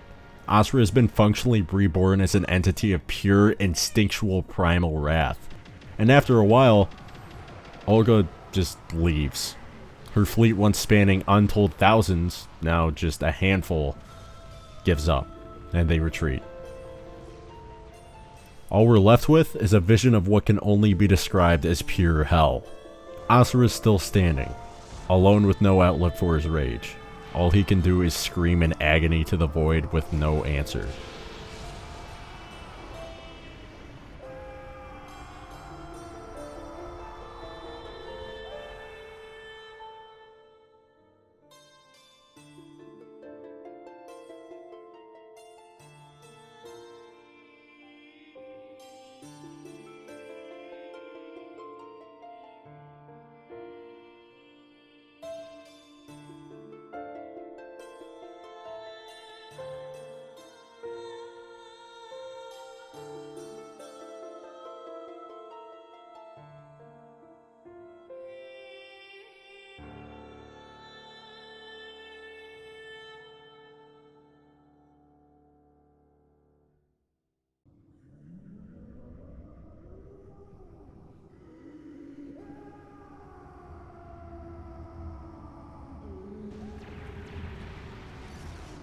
So chapter 3 opens immediately after the events of the last one. For once we're not time skipping a billion years into the future.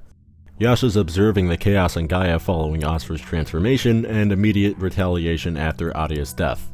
Olga starts tweaking and is convinced Asura is too powerful to be left alive, so she wants to whip out the Brahmastra, the big fuck-off laser cannon from the start of the game. Only problem is that this is about to use a huge chunk of the mantra the 7 deities have been accumulating for millennia. Mantra they've been saving for the Great Rebirth. The human souls turn into mantra they've been saving for 12,000 years. Because this guy is really scary. Yasha argues that using it on Asura is a total waste, and in order to honor the mortals who gave their souls for the cause, it should be used for its intended purpose. Olga retorts with the fact that, well, they kind of have an infinite supply of mortals on Gaia, and as long as they're under the control of the 7 deities, they can just get more. She's willing to delay the Great Rebirth if it means she can stop Asura where he stands. Otherwise, there won't be a Great Rebirth. Yasha, respectfully, is not going to let this shit slide. Where are you going? Is it not obvious? I am going to stop this injustice. Lord Yasha has gone mad! Seize him! Yeah, we get to play as Yasha for this section. No, it's not much different from Asura, although I can't help but feel Yasha's attacks are way quicker. Also, I'm pretty sure activating Unlimited mode doesn't make him invulnerable like Asura.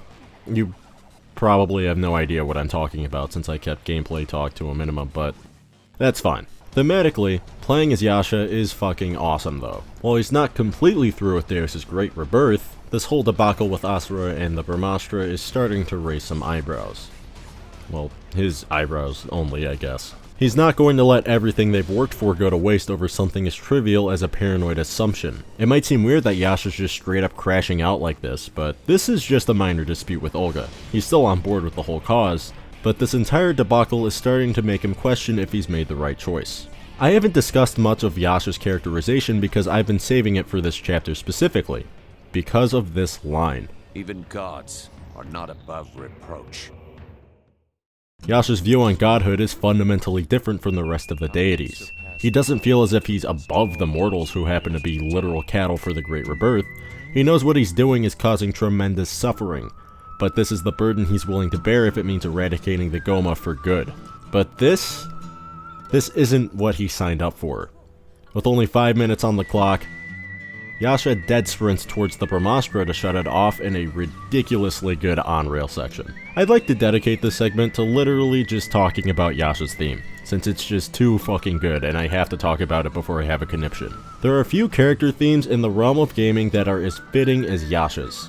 First and foremost, the name, Orphan Wolf Legend. Yes. Peak Police, I'd like to file a report. The first time we hear this is Yasha in Asura's first battle, specifically the Wind version, featuring only steel string acoustic guitar accompanied by some somber whistling, not unlike something out of an American Western. Just this track alone is an example of how well Asura'S Wrath uses so many different elements to emphasize specific ideas within its narrative, in this case, Yasha's identity as a character.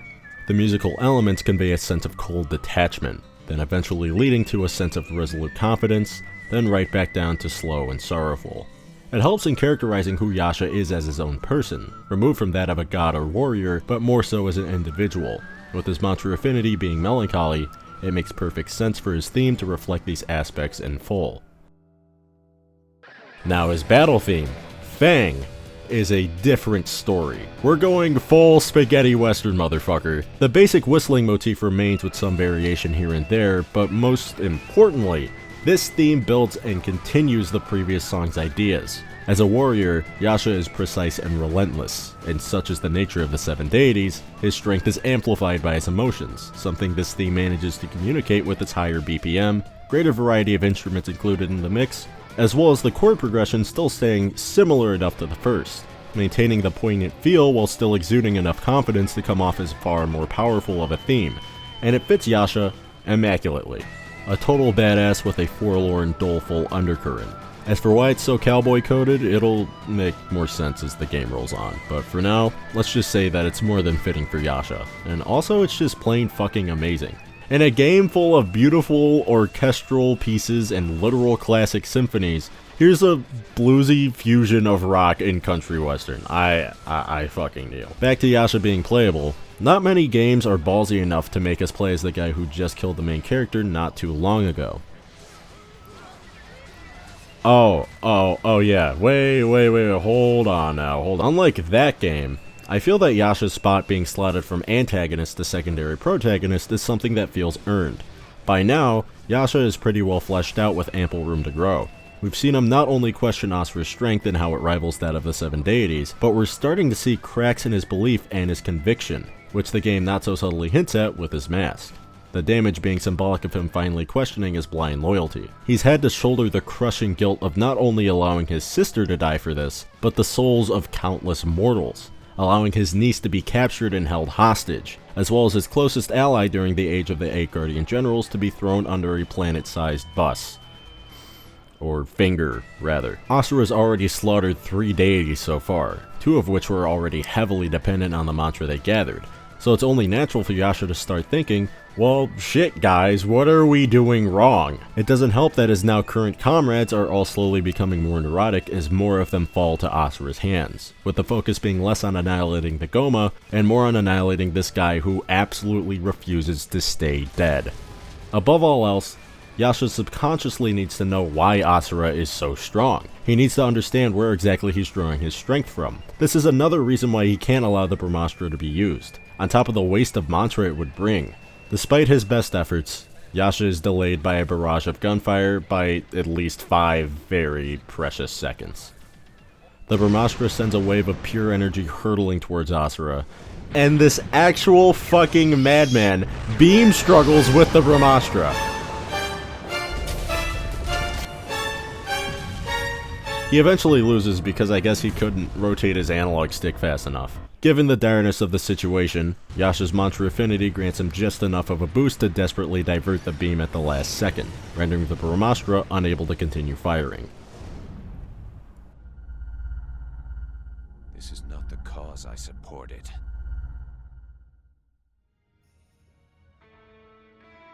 Following his interference and borderline belligerent behavior, he confesses to Deus his transgressions, and additionally, his growing concerns with how Asura's strength is beginning to rival their own, until he's interrupted by Olga, who reports the same news Yasha just broke, only she's trying to throw him under the bus in order to gain Deus's favor. Not needing to hear the same story twice, and annoyed by Olga's refusal to dismiss herself, he blasts her across the entire throne room and basically force chokes her into submission. We already knew how cutthroat Deus was from the start, but this kinda gives off the impression that he's genuinely letting his power go right to his head, and is to some degree legitimately evil. Afterwards, he repeats to Yasha the core beliefs that are the driving force behind their cause, that being power without a purpose is meaningless and worthless, a shared belief that resonates with Yasha, and claims that a purpose that is firm can make the impossible possible. We'll get into the ramifications of all this in a moment, by the way. Deus requests that Yasha accompany Sergei, one of the other remaining of the 7 deities, on his next Goma purification. I assume to remind Yasha of his place in this grand scheme of his, and his role as one of the 7 deities. So, this episode follows Yasha on a routine purification of a Goma horde on their way to ransack a sizable human settlement.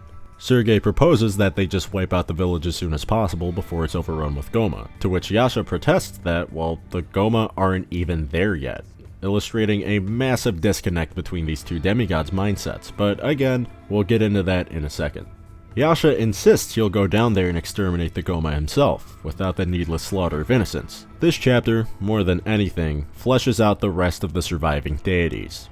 We've had half the game to establish Asura, building him up and wearing him down and giving him the proper time of day in terms of development. With him out of the picture, we can focus on the nature of the 7 deities within the shoes of Yasha, giving us a front row seat to see exactly how they've been operating for the past 12,000 years. So why, only now, is Yasha having doubts? We talked about Asura's power scaling to that of the 7 deities, but there's more going on in Yasha's head than that. From Olga's impulsive nature when choosing to use the Brahmastra to kill Asura, to Deus putting Olga in her place through violent brute force, and finally, Sergei's dismissive nature when it comes to the lives of the mortals in the village they're attempting to save from the Goma. Yasha's beginning to see that the cause he once supported is now starting to seem like a perverse mockery of the values that drew him in. This doesn't feel like saving the planet, but rather beginning to feel like a hostile takeover. Even when Deus attempts to ease Yasha's conscience and claims that a firm purpose can make anything possible, you know he can't help but internally think, what purpose is driving someone like Asura? What purpose is making this guy not just defy death itself, but also hold back the collective firepower of the Brahmastra, and an attack that exhausted 75% of the mantra they've been harvesting? If anything, their meeting only created more questions and doubt within Yasha's mind, and Sergei's indifference when it comes to the current purification they're undertaking is only making it more apparent that Yasha just isn't on the same page as these guys anymore. Yasha didn't sign up for this to rule over the mortals as a god. He didn't commit to this to exert his power over those he deems weaker than he is. He didn't do all of this to suck up to Deus. He did this because he was convinced it was righteous and that the Goma are a total threat to peace on Gaia. This isn't what he wanted.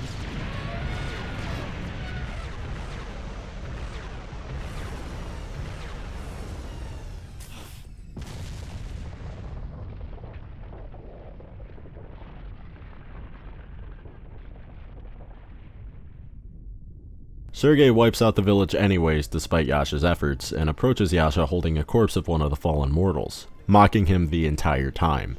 Sergei, much like Olga, is a right-hand man to Deus and clearly delights in his duties as one of the 7 deities. From the moment Sergei was introduced, he was shown to have something of a sociopathic streak going on, with clearly enjoying the chaos of the battlefield from afar. His mantra affinity is vanity, so he seeks beauty in all things, but the ironic twist is that what Sergei often finds beautiful is incredibly morbid in nature.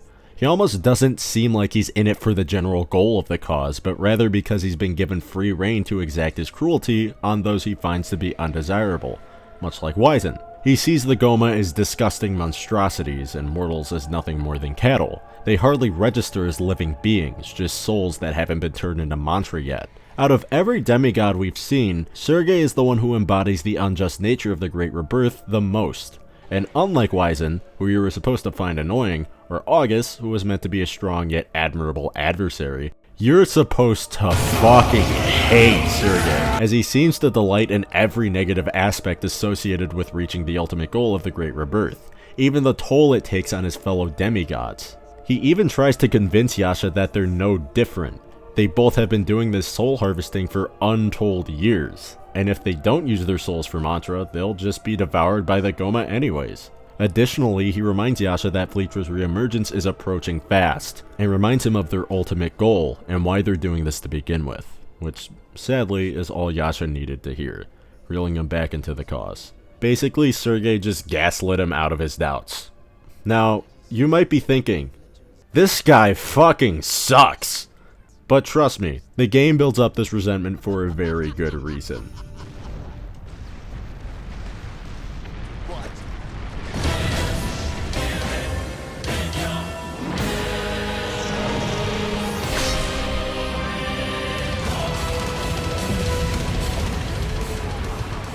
Boom! Asura, out of nowhere. He shuts that shit down real quick. But even with his intestines hanging out of his abdomen, Sergei is still talking shit. For whatever reason, Berserker Asura just lets him talk, like he wasn't just out for his jugular like 5 seconds ago, but ignoring this. The interaction between these three makes an example of Sergei's spiteful nature. He is eating this shit up, even going so far as mocking Durga's death, something that is mutually tragic to both Yasha and Asura, just to get a rise out of the two. If that wasn't bad enough, Sergei reveals that he was the one who personally took her life, as well as the one who kidnapped Mithra, all in an attempt to get a reaction out of Yasha, who just calmly acknowledges the fact that he already knew. It's something he accepted the moment he agreed to assist Deus. This also raises the question, just what the fuck is Sergei's problem? It's partly to do with his mantra affinity, which I mentioned earlier, but to dig a little deeper, if we consider the context of the situation, he's enthralled by Asura's berserker form, because it's an emotional expression in its purest, unabashed form. The raw, natural beauty of Asura's anger made manifest, and the tragic events that led to this transformation, are full of drama, loss, fear, a wide spectrum of grounded human emotions. And to Sergei, it's almost like he just set in motion the world's greatest soap opera after playing his part in killing Durga, which is why I find this character so fascinating. We really aren't too different as the player, so we can kind of understand where he's coming from. We also find Asura's journey to be gripping. We can relate and sympathize with both of these guys after seeing what they've been through, and we're also awestruck by Asura's transformation. But the difference is, Sergei isn't rooting for Asura like we are. He's not relating on the basis of empathy. To Sergei, it's all just drama. And is there anything more dramatic than a story where no one wins in the end? This is why he's egging these two on. He wants to see how far he can push an already tense situation over the brink. The best way I can describe Sergei's motivation is that he literally just wants to watch the world burn. Because to him, it would be pretty epic. You know, I really hate to say it, but Sergei is kind of just the Joker if he was a demigod twink. Okay, yeah, kind of a weird way of narrowing down his character, but honestly, the more I type this dumbass script, the more I realize I'm right. Anyways, Asura throws him and turns his head into ground beef with a well-placed stomp, leaving him and Yasha to deal with one another.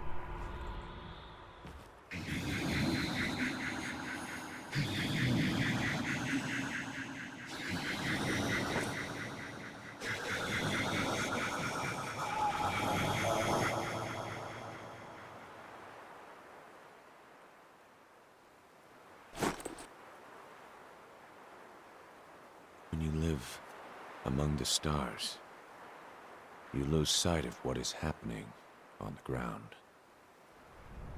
This is the second duel between Yasha and Asura, and it's from the former's perspective this time. There's a lot I love about this fight, and it should go without saying that it's undoubtedly a pivotal moment for Yasha, now directly facing the guy who just tanked a blast from the Brahmastra. He's trying to figure out why this guy is just so fucking strong. Naturally, Asura can't answer because he's not even there mentally. Yasha still feels bound to his duty to defeat him regardless, and convinces himself that even with his great strength and whatever secrets it may hold, he's not worth sparing, especially in this state. But there's just one problem. He keeps getting up. So Yasha tries a passive approach and pleads with Asura to... yeah, we all know where this is going.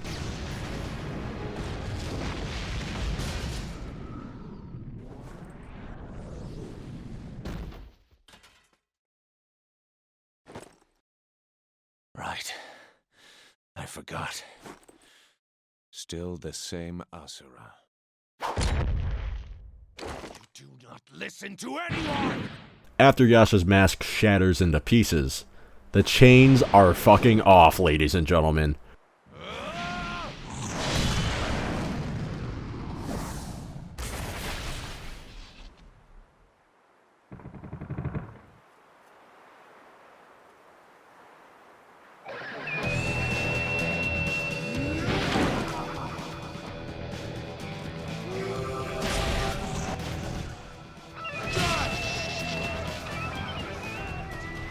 His confusion and lack of understanding surrounding Asura's nature has boiled over into aggravated frustration, and now, he's fully keeping up with him.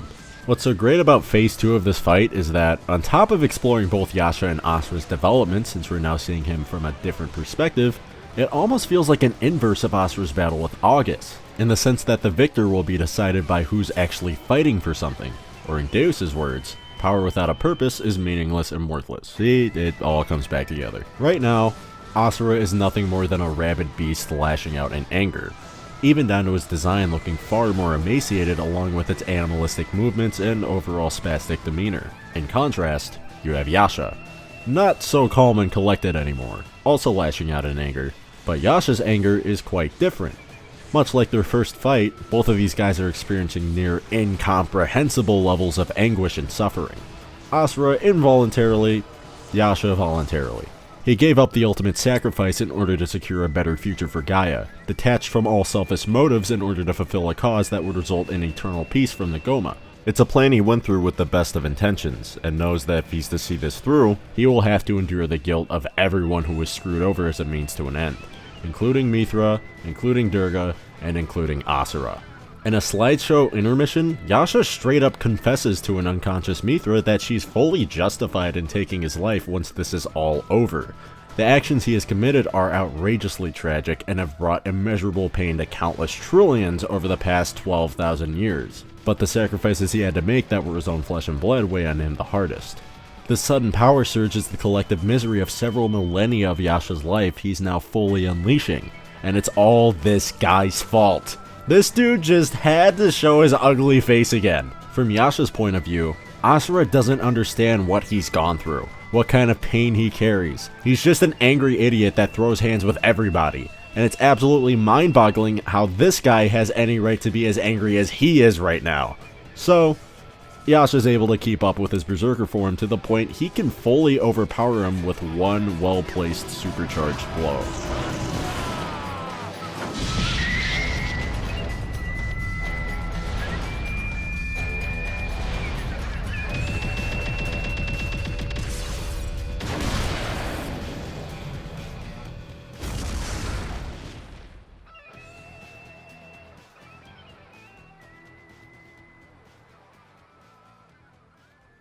I have business in Shinto.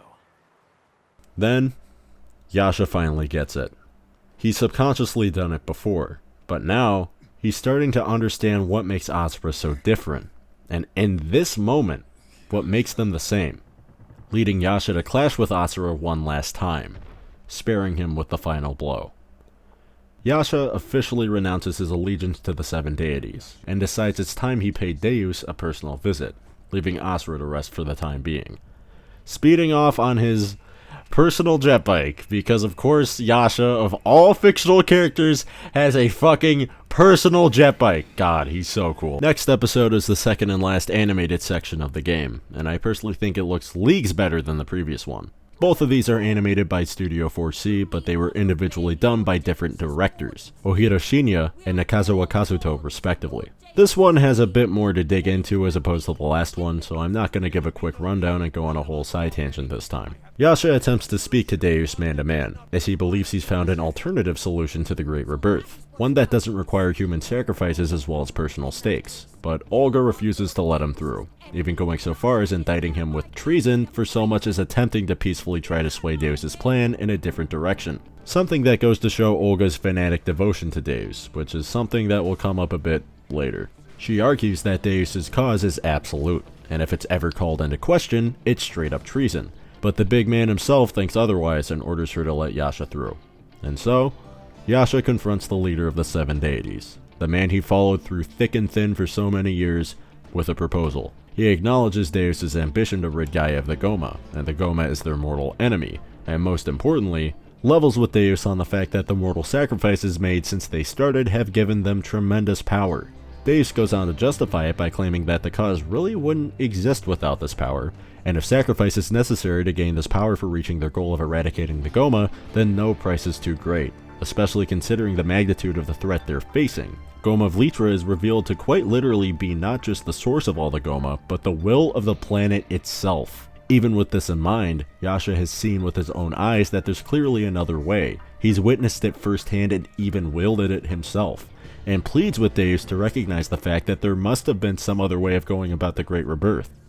To which, well, Deus fucking snaps after hearing this. To suggest that he hadn't considered other possibilities essentially makes Deus think Yasha is outing him as a power-hungry maniac who did this just so he could rule the world with an iron fist.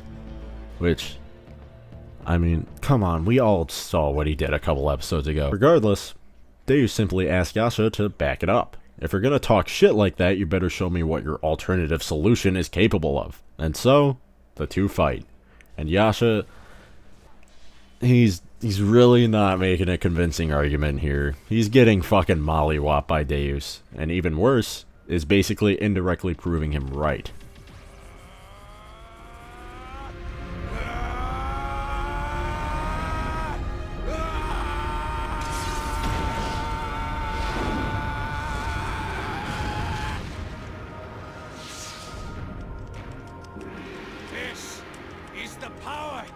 Can save the world without bloodshed!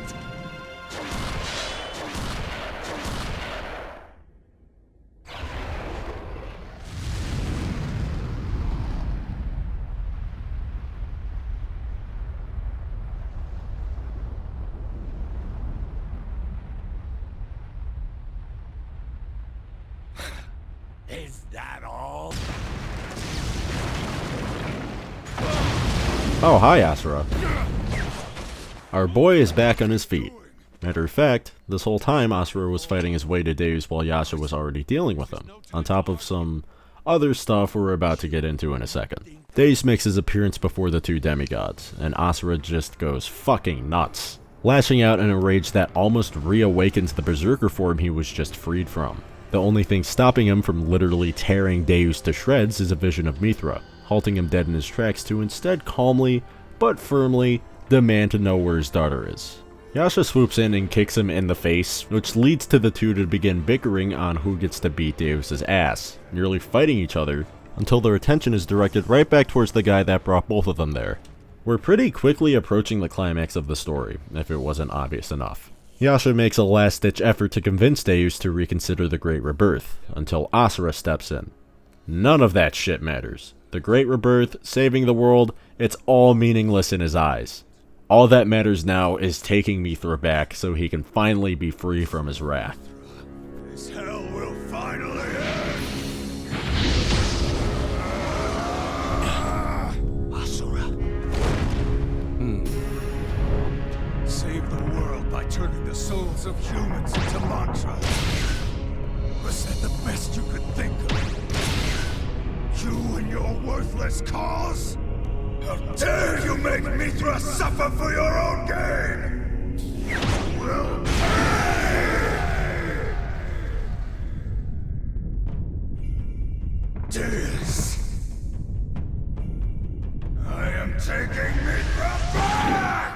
For pacing reasons, I did skip over some stuff, but don't worry, we got plenty of time to talk about it. Sit down, grab your nightgown and cap.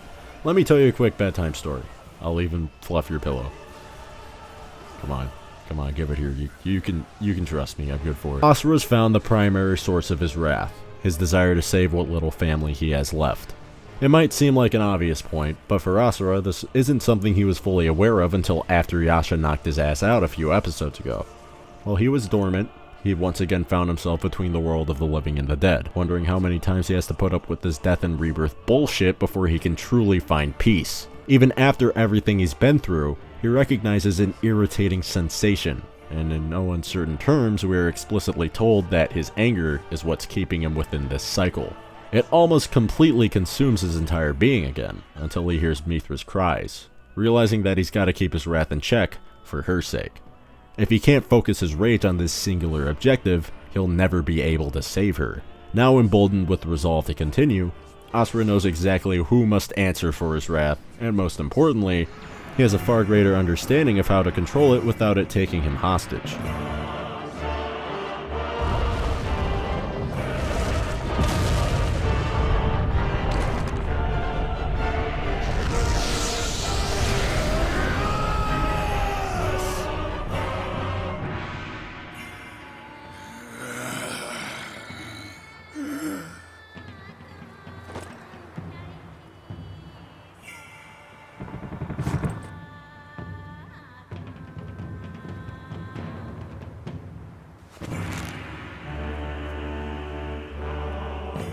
I will not let you take any more lives!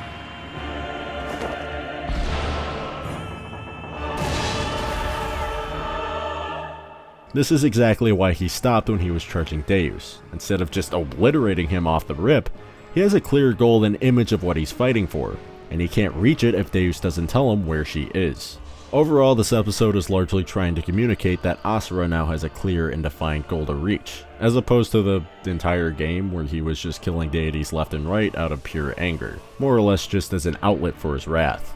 Sure, it was for revenge and the 7 deities were committing crimes beyond human imagination, but none of it really fixed Asura's issues, none of it helped to quell his anger, and it didn't get him any closer to Mithra. He gradually was building up to this point, especially with his duel with August, where he was truly faced with the question of whether or not he was doing this to gain something or just because he's angry, but then lost himself after Adia's death, who in of herself was something of a distraction from his actual goal, even if she did help him realize the extent of the suffering the Great Rebirth is inflicting on the people of Gaia. Only now is he absolutely sure of what must be done. As long as Mithra suffers, he will not find peace. And the only way to fix this is to end Deus' plan the best way he knows how. With his fists. Oh yeah, and we're also fighting alongside Yasha, who's fighting for his own reasons, but both see Deus as a big enough problem to set aside their differences and stop them together. It's a tremendous fight. Sure, it's not the best gameplay in the world, and the whole moment protagonist realizes what he's fighting for, and protagonist teaming up with his rival are both classic shonen anime tropes done to fucking death. This shit still fucking rocks. I don't care. They're both earned and totally make sense given the context of the story. They're cliches, but even the best written stories still rely on tropes here and there. It's not really something that diminishes the quality, it's just something I've seen before. But they knock it out of the park here, so bravo. It's a cathartic moment of explosive fury, and it's honestly just nice to see Asura fighting for a solid purpose for once, instead of just lashing out in anger. I mean, he's still doing that, but it's all directed at this guy specifically. Nonetheless, after a tremendous ass beating, Deus is still almost entirely unfazed, and begins the final phase of the Great Rebirth. He's going to fuse himself with the Karma Fortress, so now Deus is bigger than the planet they're standing on. Wouldn't be the first time Asura found himself in this situation, so he's completely unfazed. If anything, he's convinced Deus just made himself a bigger target. The two gear up to fly into space to take down Deus for good, so you know what that means. It's jet bike time, baby. I don't even have words for this section. It really speaks for itself, so I'll just let the gameplay do the talking while I discuss some other stuff. Let's do this! It's been a minute since I've gone on a tangent on this game's overlapping ideas with Hindu/Buddhist philosophy, which I can't really sink my teeth into until a little later, but for now, I just want to lay out something important. The current chapter of the game is Karma, and as I described earlier, each chapter basically outright tells you where Asura is at in terms of character growth. Each chapter represents some step on Asura's journey in escaping his cycle of death and rebirth, and Karma represents, well, karma. In the context of Hindu spirituality, karma, as a concept, is cause and effect, action and consequences, a fundamental rule of nature that pervades this entire chapter. As it relates to the story, we see how karma as a concept is the driving force behind the events of the entire narrative, and most importantly, how it creates a perpetual cycle of events. Much like how karma within Hindu philosophy is a primary driving force behind samsara, the cycle of death and rebirth, karma works similarly within the narrative of Asura'S Wrath to explain why Asura has yet to find peace with his anger, as well as explaining Yasha's sudden change of heart. Both of these are outcomes of cause and effect for reasons I've already explained in detail, but to reiterate for emphasis, Asura is affected by karma due to being unable to fight for a defined purpose until now. For most of the game, he was just blindly, savagely beating deities to death out of anger, only now directing his rancor at Deus because he's solely responsible for all of his problems. Yasha is affected similarly due to not just the subconscious guilt he carries from everything he's done to see the Great Rebirth through, but also suddenly finding out he didn't have to do all those horrible things to save Gaia.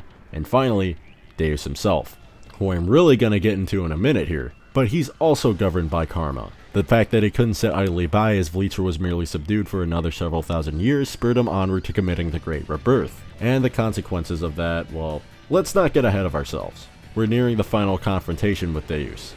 12,000 years for a gigantic toy!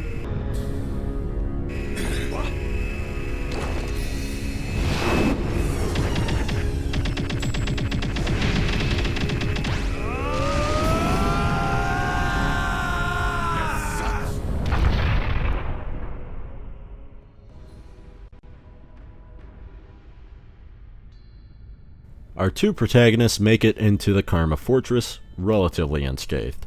Asura's alive and well, and so is Yasha. Yasha, are you alive? Disappointed? The inside of the fortress is unimaginably huge, almost like an entire world in of itself. Luckily, the two still have their jet bike, so it's back to piggybacking while blowing shit up for a bit. They do eventually run into the monstrous storage chamber, where Yasha reveals the total death toll of the Great Rebirth. How many humans did you bastards kill? 7 trillion. You heard that right. 7 trillion human souls in order to gather enough mantra in an effort to defeat Vlitra. A plan that sounds a little dumb when Yasha says it out loud. The two eventually make their way to the central control hub where Mithra is being held hostage, now seeing for ourselves just what she's been subjected to for the past 12,000 years, and it is not pretty. She's been strung up basically like a mini mantra amplifier for the entire time, and it's not entirely clear whether or not she's been conscious for all of it either. Nonetheless, she's visibly in pain. Asura's reunion is cut short by a familiar black lightning bolt. Deus makes his final appearance, and makes the final proclamation that he's carrying the fate of civilization itself on his shoulders, and officially considers the two a threat to existence that he will no longer tolerate. This is it. The moment we've all been waiting for. We're finally gonna put this smug motherfucker in his place. Deus is a great villain. He's definitely not the best written villain ever, but he gets the job done well. He's got a reasoning behind his actions, a rational one at that, but the execution of said actions is cruel beyond words. Deus poses the biggest threat out of any of the deities we face simply because of his mantra affinity, that being pride. This character, from head to toe, exudes this trait in spades. He's the self-appointed leader of the 7 deities, believes his methods for bringing salvation to Gaia are law, and will not let a single soul interfere or let him know otherwise. He embodies his mantra affinity on a level literally only matched by Asura himself. I've always personally fucked with Deus' character design as well. Unlike most of the other deities wearing a variety of more traditional Eastern style clothing, Deus is Gucci down to the socks in classic Western business inspired attire. I cannot believe, for the life of me, this game's main villain is wearing a fucking business suit, and still somehow looks incredibly badass. It's genius design. His distinct look really nails down his gentlemanly noble facade, tying in nicely with his prideful and cutthroat nature to create a truly imposing figure. And that's saying something after fighting August an hour or two earlier. Though now that I'm looking at his CG model while writing this script, I'm sorry, he really does just look like Ganondorf with white hair.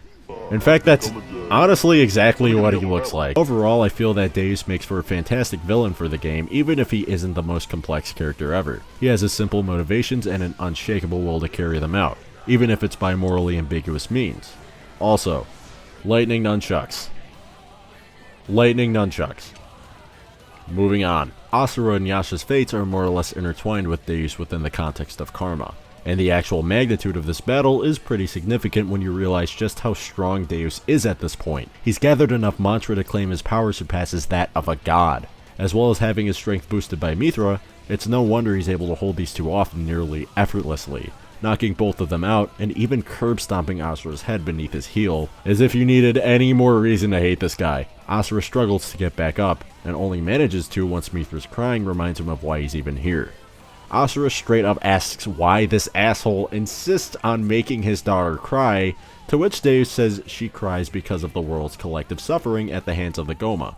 This answer is unsatisfactory for Asura.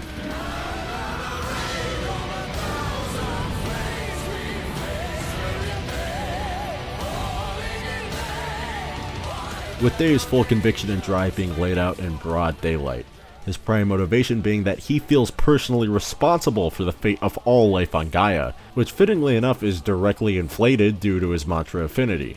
These two things happen to feed into each other, indirectly making Deus far stronger than he realizes, though he does indirectly acknowledge it by saying because he's taken the burden of destroying Vlitra, it's made him invincible as a result, which isn't exactly wrong.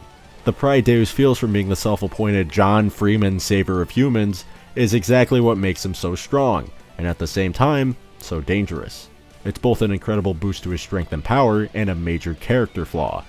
This same pride also prevented him from seeking alternative options, simply because the path he decided to take is the one that would have given him 100% total autonomy over the Great Rebirth. This entire plan was never really a team effort. It was more so Deus strong-arming the other deities for a seat of ultimate authority so he could be the one to save Gaia, so he could feel special as the one who defeated Vlitra. There is an earlier intermission slide where Deus directly informs Olga that he has no intention of continuing to rule once Vlitra is defeated. But does it really make a difference when he's appointed himself to the position of a literal god emperor for 12,000 years just to prove a point to himself that he's the only one capable of getting shit done? No, not really. Even if the Great Rebirth goes through and Deus steps down after saving everybody, he'd really just do it as a coping mechanism to feel better about himself and drop all responsibility once it's all said and done. This is why Asura, on the other hand, is also still screaming and kicking through all this. Deus' cause is irrational and borderline psychopathic. He's taken full, unrestricted advantage of every possible resource on Gaia in order to see this through, even if it means causing tremendous suffering to those who are innocent. Asura is no longer just fighting for revenge. He's past this point. Asura now fights Deus because he realizes he's the source of all of his problems, all of the suffering he's endured for the entire game. Defeating him is a means to an end, as opposed to fighting him just for what he's done to him in the past. Asura now also fights to prevent him from causing more suffering in the present as well as the future. This even extends to Asura claiming that after Deus, he'll straight up defeat Vlitra too. Fuck it, we ball. If that's what it takes to put an end to this hellish wrath incessantly erupting from his being, then Asura is about ready to do anything at this point, even if it borders on impossible. This is the chief commonality between both of these two and what really makes this fight so satisfying. A clash of wills aiming to crush the impossible. Only one is driven by selfish desire, and the other by selfless virtue. Eventually, Asura prevails against Deus, and delivers a punch strong enough to generate an entire wave of energy behind it.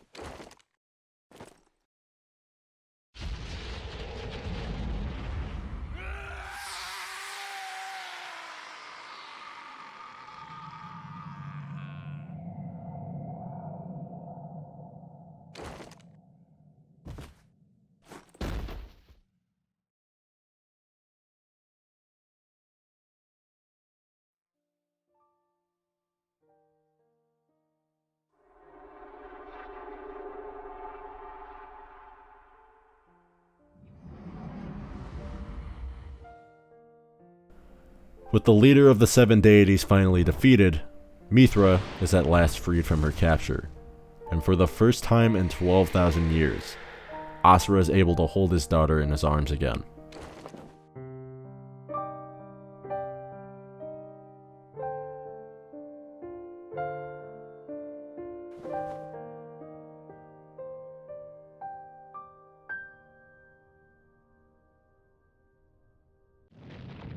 But of course, there's one problem.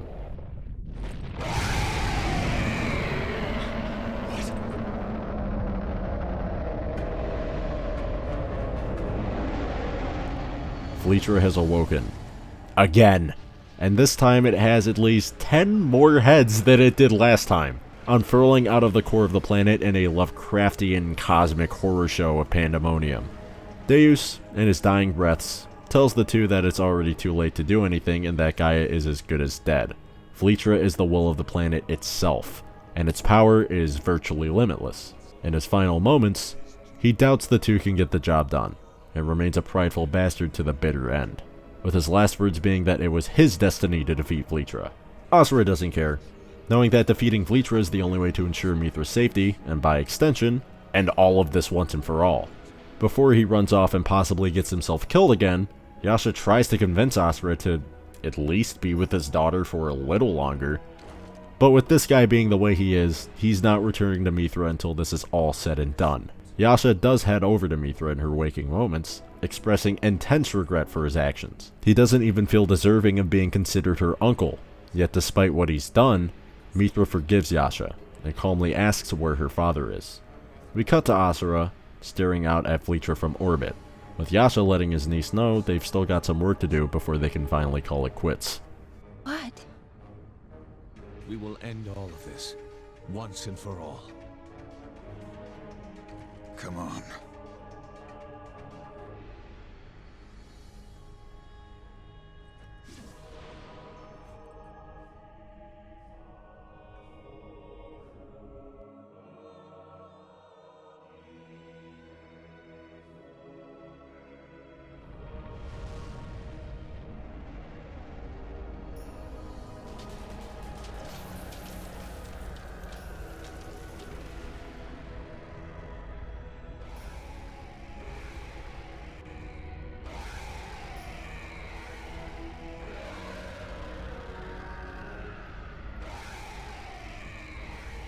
So the first half of this finale is a riff on the opening of the game, a nice cliche that's used to good effect here.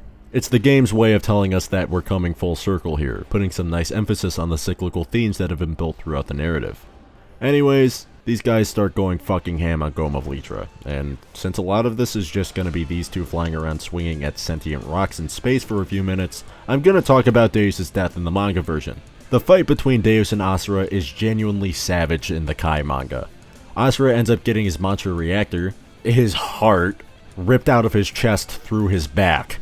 Asura ends up winning because the memories of his family keep him going, which apparently implies that Asura had a badass biker jacket and straight up just a fucking motorcycle he kept up with when he was off duty as a general. Where was any of this in the game? Either way, Deus ends up being split in half, and in a last-ditch effort to purify Gaia from Goma Vlitra, he literally throws the moon at the planet, wherein Asura and Yasha not only hold it back from colliding with the planet, but dice it into pieces in the process. If you think this shit is crazy, I didn't even mention earlier when Sergei died how he was portrayed in the manga. They gave this fruity motherfucker a whole-ass mech suit and a proper several-page-long fight against Asura and Yasha. It had no right to go as hard as it did, and it quite honestly mogs the in-game events to oblivion. But I'm glad it's, at least here in the manga. Sergei served his purpose narratively at least, but I'd be lying if I said a giant robot battle wouldn't have made him 10 times more memorable. Also, a weird detail I noticed during all this is, I guess Mithra's power boost via the Karma Fortress is the only thing that allows these guys to fly around in space. We literally haven't seen any of them utilize flight whatsoever since the beginning of the game. Unless it's just restricted to space, I actually don't know for sure. Just making observations here. In order to end things quickly, the duo seek Vlitra's core, which they manage to find, but it's a little more than what they expected. Gaia's crust cracks and contorts to reveal Vlitra's face. Okay. Yeah, alright. I like how they give us a view from the ground too. I really don't think any of these people should be alive right now. Bleacher tries to blast the two out of space. Asura just barely able to shield Yasha in the nick of time, leaving the two severely injured and questioning whether or not this is even going to be possible. Asura is not giving up just yet, and Yasha, not wanting to look like a huge pussy, also follows suit. Mithra, on the other hand, uses her priestess powers to boost their mantra as much as possible. And also Durga's Force Ghost shows up. Hi Durga. Mithra uses the Karma Fortress as a vessel to, I shit you not, blast an uber charge beam right at Asura and Yasha, empowering them with enough mantra for Asura to reach his final form. He's now effectively able to launch magic missiles from his arms, something that proves just strong enough to cut through Bleacher's tentacles into the center.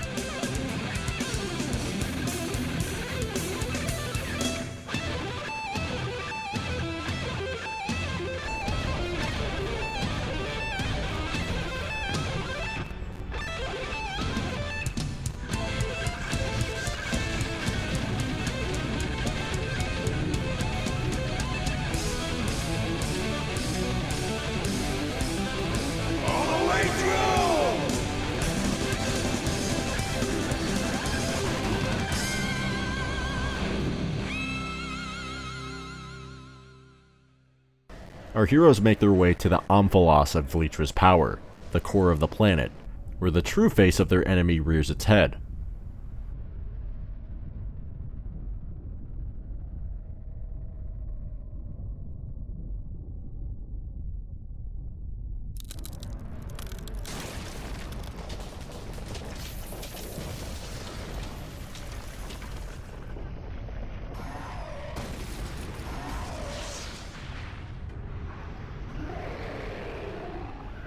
Huh.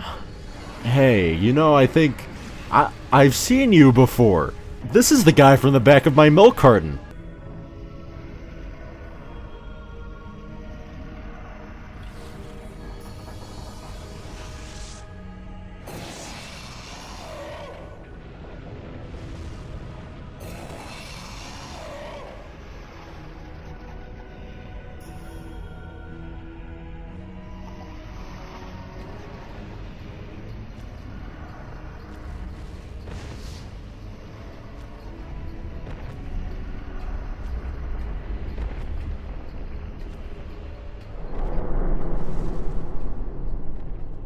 Terrible fury. Strange, isn't it?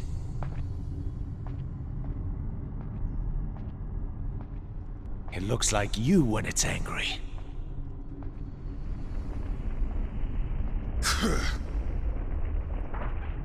But is it as strong?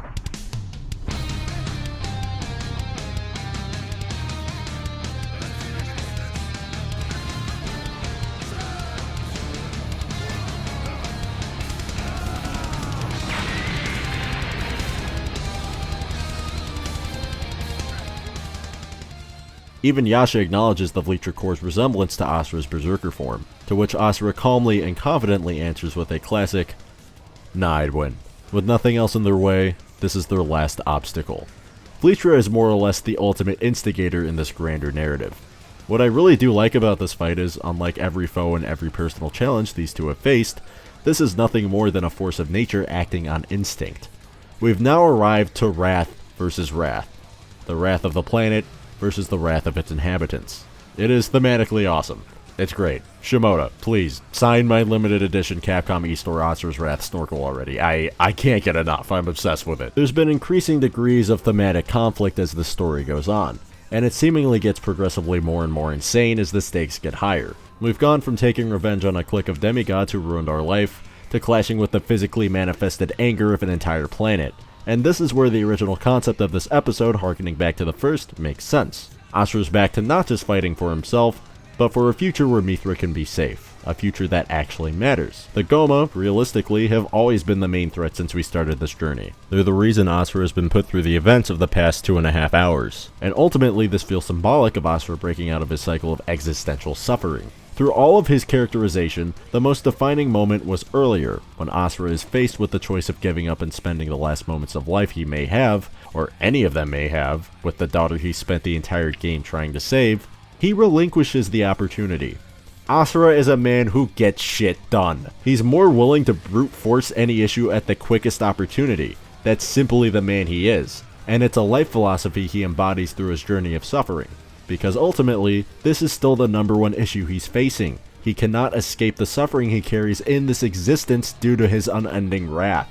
For the longest time, he simply followed his wrath to wherever it took him. But only now has he taken the reins of his anger and made a decision with actual greater intention behind it. Asura intends to end the cause of all irrational suffering in this world by destroying Vlitra, the exact same plan Deus hatched 12,000 years ago with the exact same intentions. What separates the two is Asura's perspective on life as opposed to Deus. For Asura, this isn't a duty that can only be accomplished by him through a series of complicated efforts. Asura is doing this without any attachment to a greater cause, idea, or anything like that. Asura is doing this for his daughter, the most important person in his life. None of this is about saving the world, but by erasing the cause of the world's suffering, he, by extension, can create a world that Mithra can inhabit peacefully. There was a time where Asura thought his fists could only destroy, but now it's more clear than ever that they can preserve as well. He cannot save without destroying first. What and who he destroys, however, is a choice he can consciously make.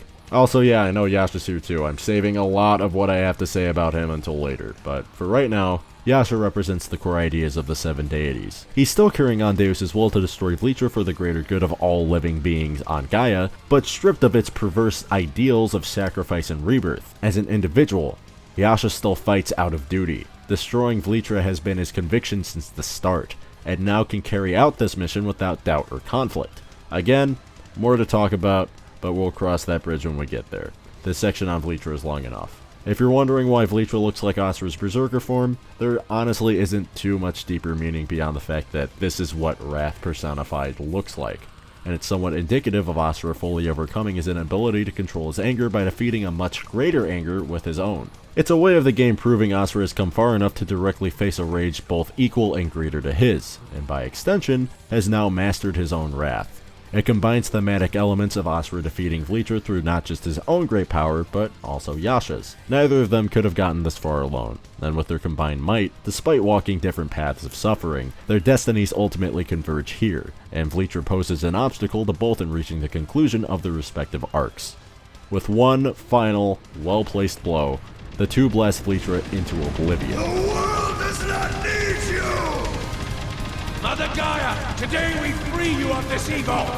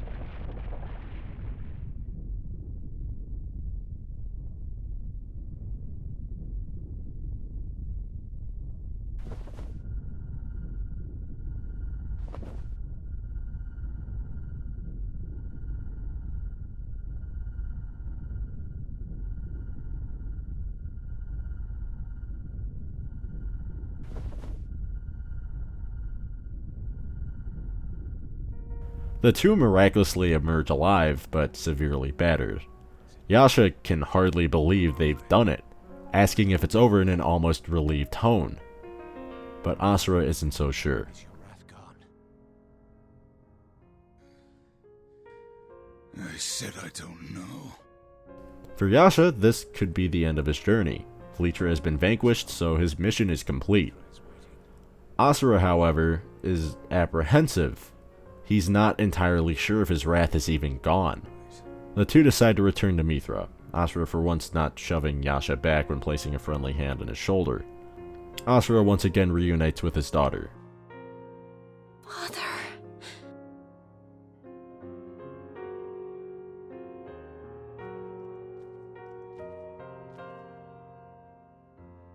Mithra. But if you look at the video length, it shouldn't be a surprise that some shit yet again jumps off. So you made it back. Oh, whoops. Yeah, forgot. We missed one, guys. Olga's still alive. I am very happy to see you both in one piece.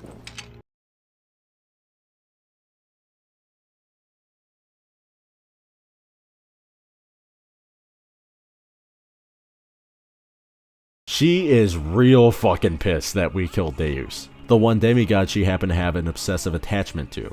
So in retaliation, she's going to slit Mithra's throat while the two deities watch in horror. Asura and Yasha rush to stop her, but they're too late.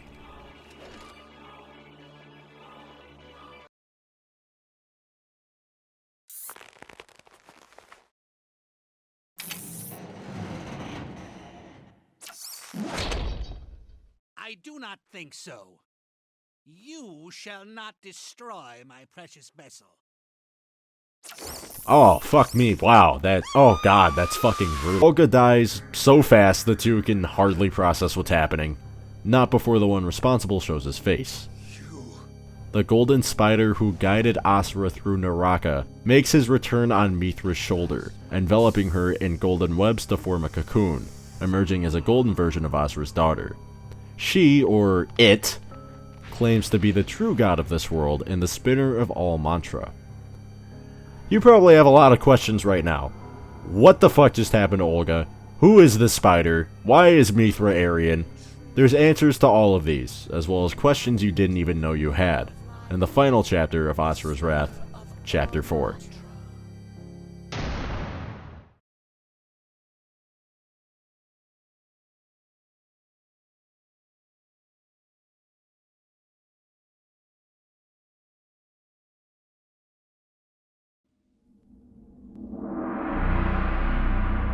Here we are, the last stage in Asura's journey, Nirvana. Strap in your fucking seatbelts because this game is about to go from 100 to 10 million in about 5 minutes. This chapter has some of the most profound character moments in the game. With having plenty of context established already, I'm going to have a lot to say in these next 4 episodes. Olga's dead and Mithra now bears a gilded, ethereal appearance with a ghostly sounding voice to match. Whatever being is taking Mithra hostage as its vessel claims to be the true god of not just Gaia, but this entire plane of existence. The guide of all beings, and the one who bestowed the gift of mantra upon the very first demigods from time immemorial. This being was also responsible for the creation of the Goma, as well as Litra, in order to cultivate a suitable successor as creator. The successor in question is no other than Asura himself.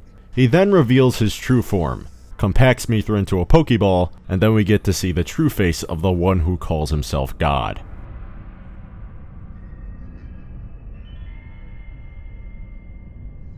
I am Chakravartin. It is I who keeps the wheels of this planet in motion. Asura actually processes the insane events of the last 30 seconds and recognizes him as the Golden Spider from Naraka. Yasha, on the other hand, is in complete disbelief. The realization hits him that his entire drive and purpose was a lie, not just once, but twice. And now he genuinely just looks completely defeated. At least with rebelling against Deus, Yasha still felt like he had some kind of free will, some say in how he could redirect his fate. But this literally launches him into an existential crisis due to everything he staked his life and being on, all essentially boiling down to meaningless trials on the whim of some greater being. Asura, being Asura, sees things differently. He's the one. He's the reason for it all.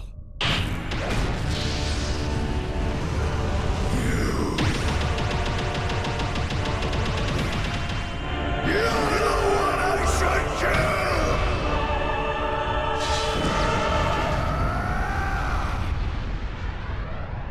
Very well. Another try. The reveal of actual God, or Chakravartin, as the final obstacle in Asura's journey is incredible.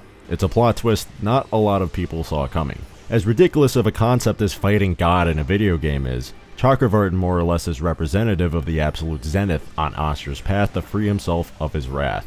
Some people might think this is a little too much, but personally, The reason why I don't necessarily feel like escalating the stakes to this degree is jumping the shark is because we've already had battles of fairly gigantic proportions at this point. Hell, we just annihilated the will of an entire planet. Where else is there to go after that? When you look at it through the perspective of a revenge story, this is honestly just the logical conclusion, taking it out on the one literally responsible for everything, God himself. So it makes sense when you take someone like Asura, who solidified as someone who will immediately choose action over inaction, even if that inaction could lead to a more efficient, safer solution.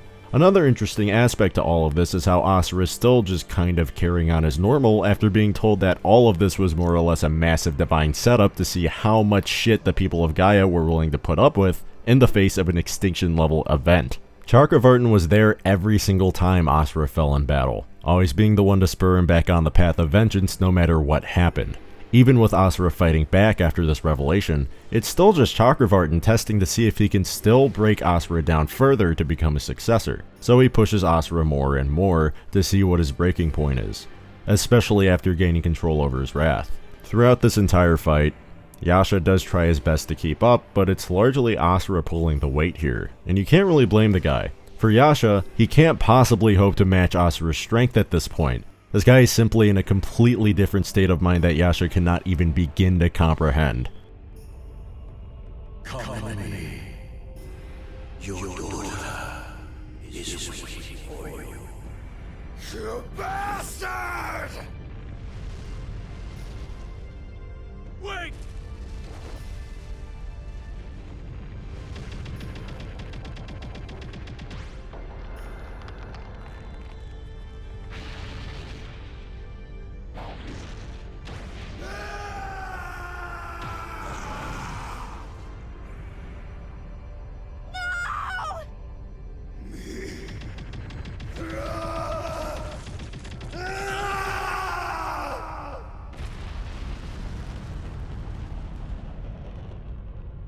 Asura's anger is provoked to the point where he explodes into his berserker form again, desperately clawing to reach his daughter, and Yasha can't really do anything but watch in astonishment and probably horror. You go forward.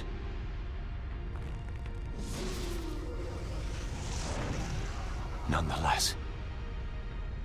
With Mithra just barely out of reach, Asura is willing to risk self-destruction if it means even a slight chance to save her.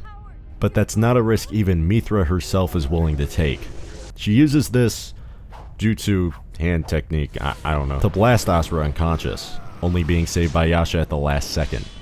She pleads with him to take care of her father, to which Yasha begrudgingly agrees with a pained expression, knowing that he's utterly powerless in this situation, once again abandoning his niece to a cruel fate, even if it is her choice this time. Chakravartin considers this entire operation a total failure, deciding it's high time he wipes the slate clean to begin anew. His dialogue implies that this is a repeated attempt at cultivating a successor, and simply resigns to start another cycle, hoping next time whoever is worthy is more willing. The Karma Fortress falls to Gaia, its ruins strewn across untold miles of land already scarred by Goma Litra. Yasha lands among the wreckage, and trusts Asura to carry out his wish of saving the world.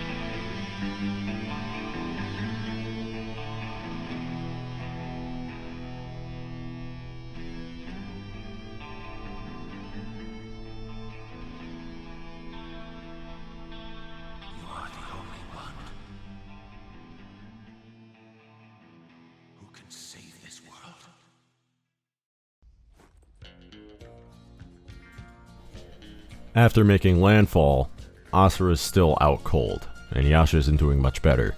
He accepts the reality that Asura is the only one who can prevent Chakravartin from destroying Gaia, and he only now fully realizes it's because of Asura's resolve. He thinks back to Deus's words regarding power and purpose, internalizing that this is exactly what makes Asura so powerful. Even then, his fight with Chakravartin left him within an inch of whatever life he has left following the 2 massive battles they were just in prior, and now Yasha's gotta wake him up before it's too late.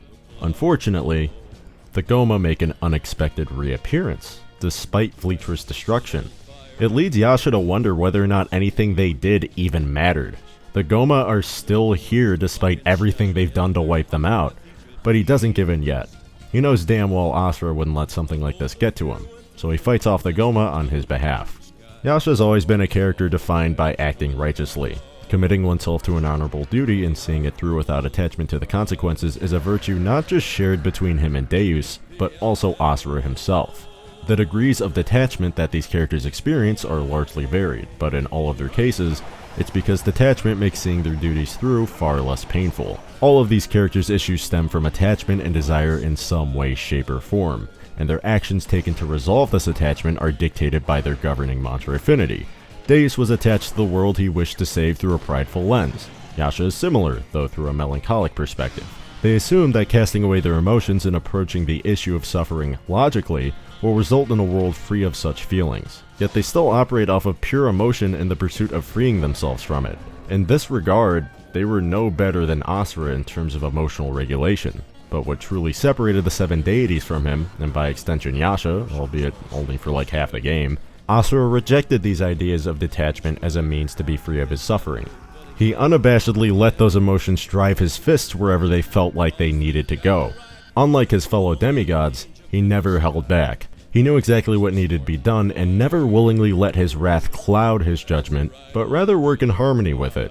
Yes, this even applies to the Berserker form. He only targeted Goma and the 7 deities even when consumed by his emotions.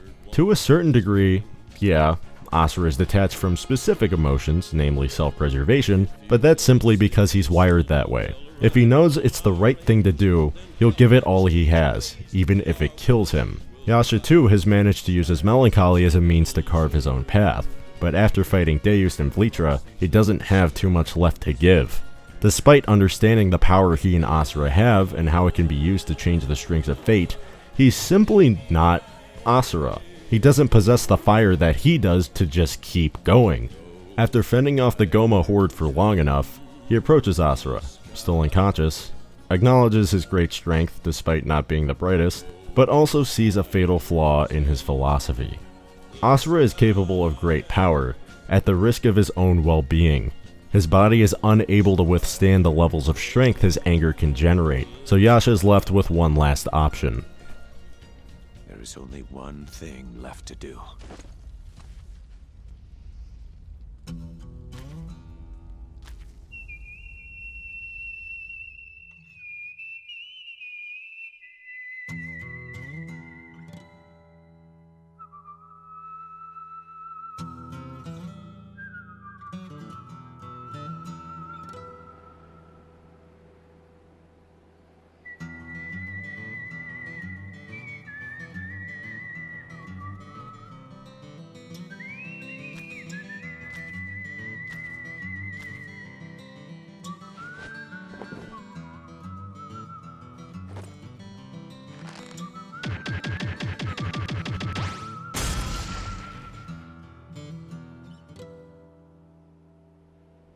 Take this. It is the heart of the Karma Fortress that had accumulated 7 trillion souls worth of mantra. The mantra reactor.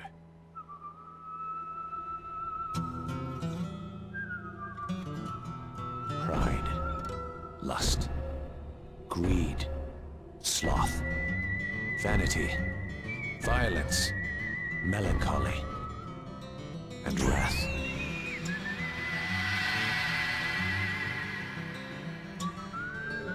These are the mantra that govern the world. Now that all the mantra has been used, it is powerless alone. But it is more than enough to serve as a vessel for your life.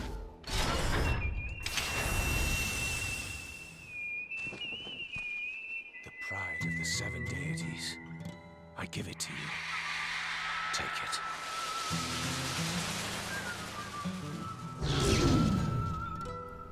Yasha makes the ultimate sacrifice.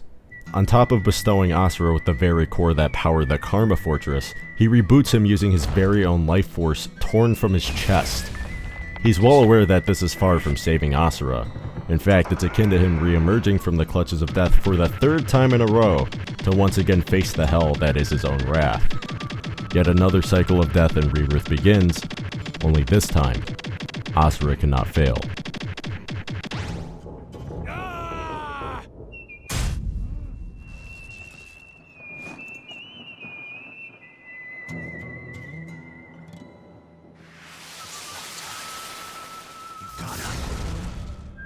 Do not be mistaken. I am not saving you. You must face an even greater enemy! Ah!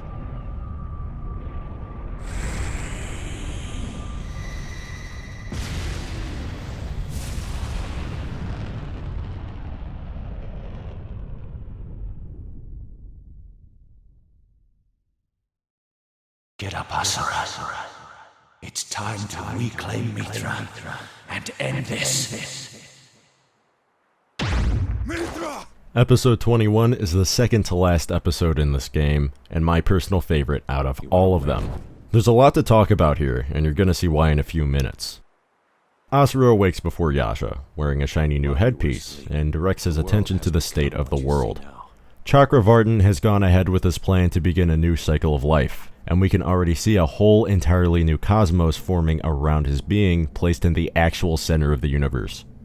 Yes, he's that big. Gaia could be erased in the blink of an eye at any moment, and so Yasha offers Asura a proposition. We are out of options. His power is too great. There is only one way. What do you mean? Let us decide once and for all. Decide what? Yeah, these two are at it again, but it gives me a good excuse to finally talk about Yasha as a fully fleshed character in the world of Asura'S Wrath, as well as simply being Asura's foil.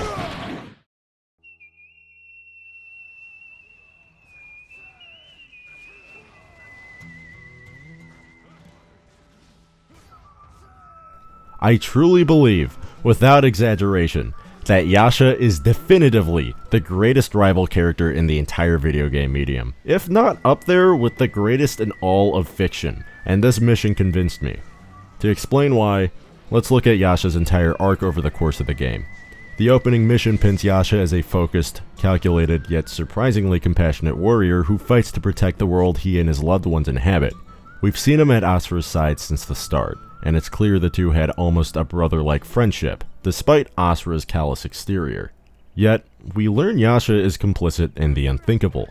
Despite his true desire and duty as a guardian general to protect those he loves, he willingly allows his sister to be killed and his niece kidnapped in order to serve a greater purpose, to create a world where no one will ever have to suffer again.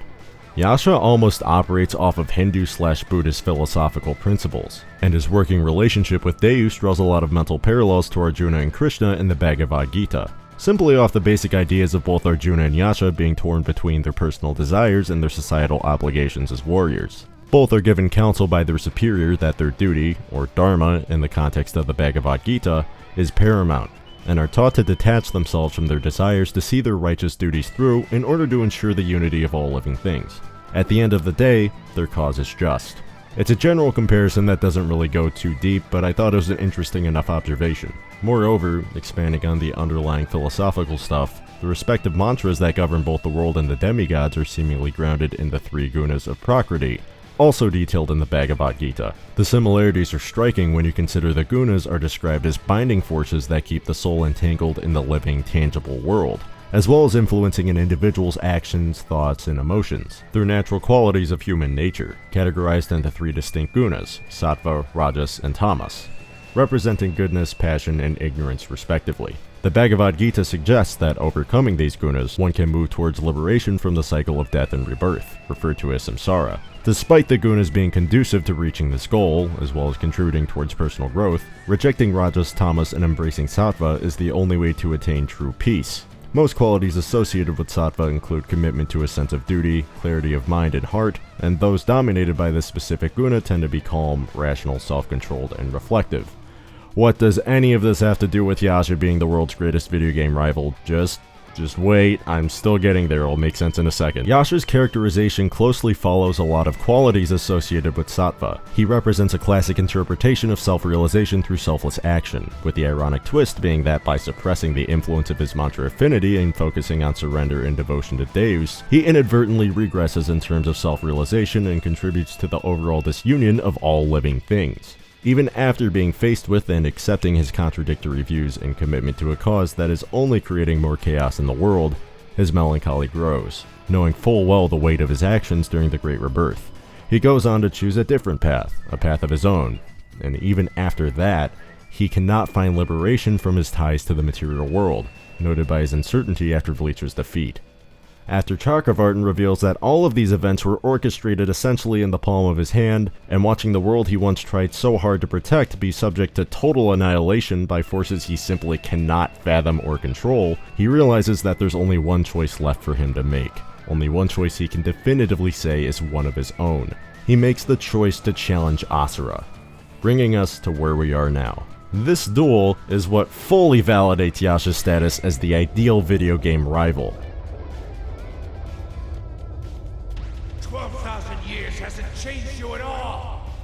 Asura! Shut up!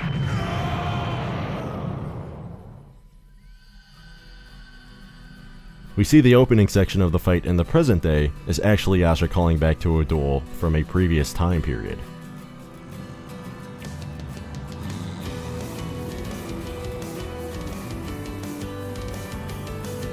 Let us decide today.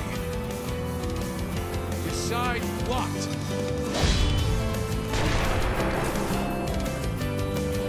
Who is stronger?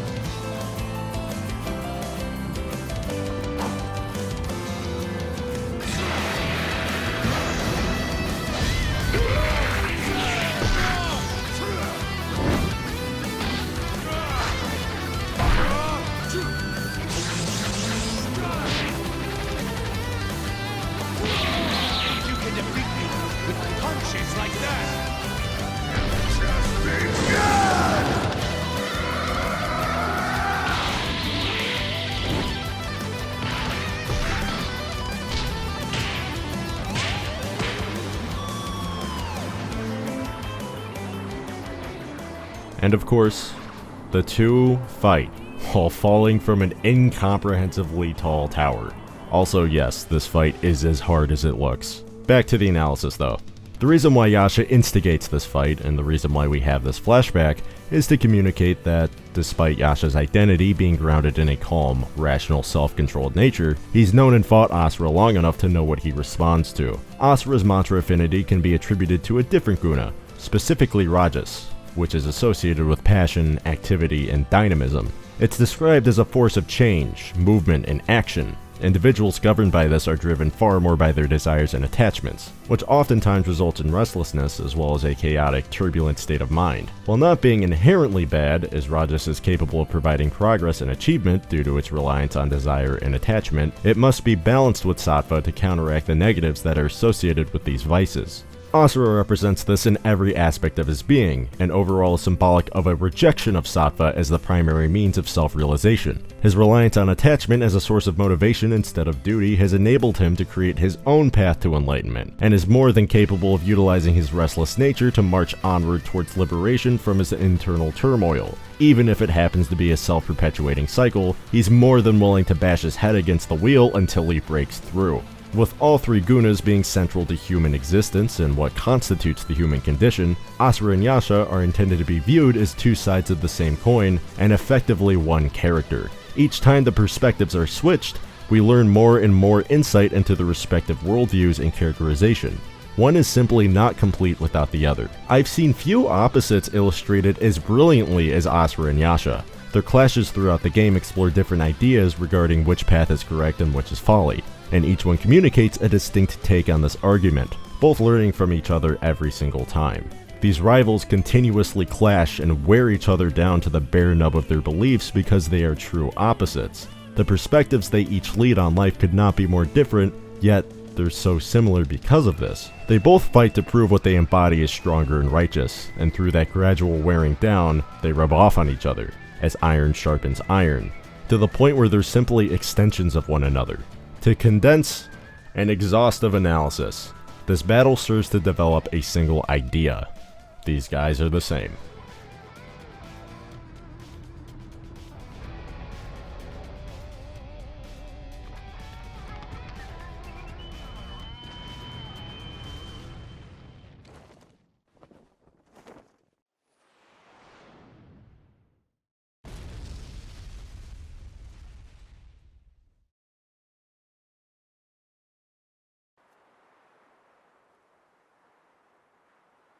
It seems Durga will give birth any time now.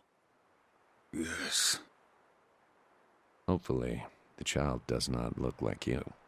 It's not your concern. Following their duel in the past, they banter back and forth, but both agree that they must fight to create a better future, specifically for Mithra, the former trusting the latter to keep his sister safe from harm as well.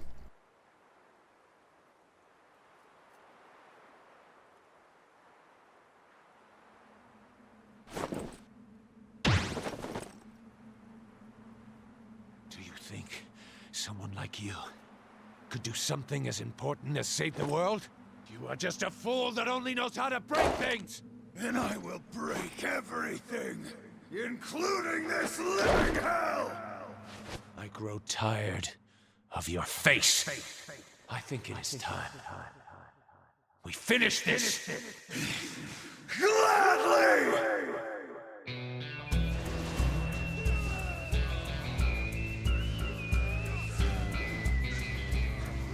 And so, the final duel begins. Yasha fully empowered by the combined melancholy due to the attachment to his actions. The sorrow of shifting the burden of saving Gaia solely onto Asura, even if he trusts him to see it through, and the pain of fighting a man he does not consider an enemy, but a trusted friend and brother.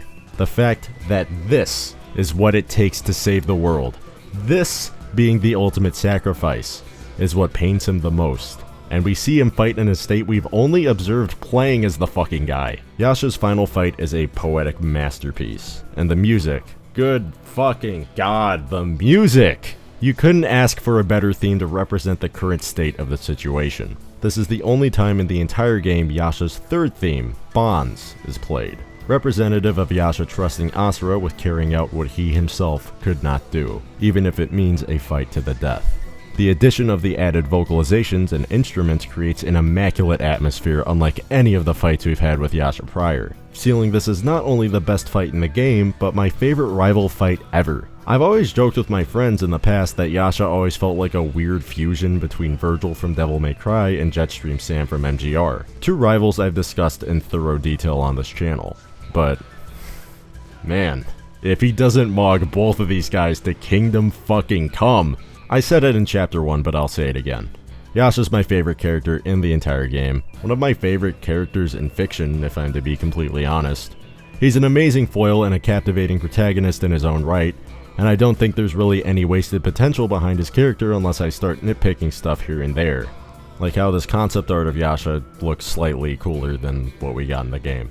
To wrap up my thoughts on this fight, this final phase is symbolic of Yasha finally embracing Asura's path and way of life. Even without his mantra reactor, Yasha is fully able to keep up with Asura on the basis of being propelled solely by his melancholy, letting his passion drive him instead of duty, for the first time fully understanding Asura as an equal.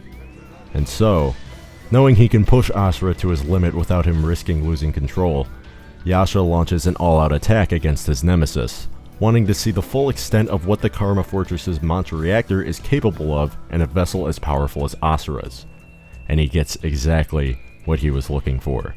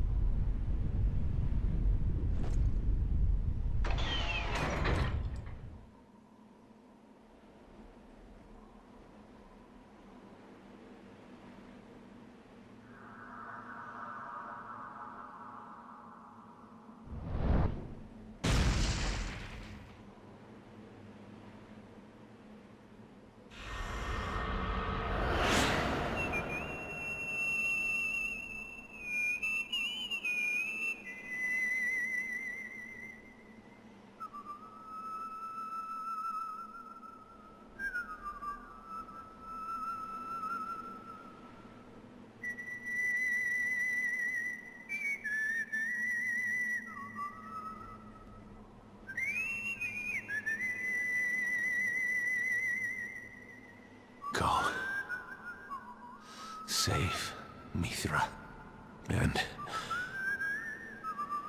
the world.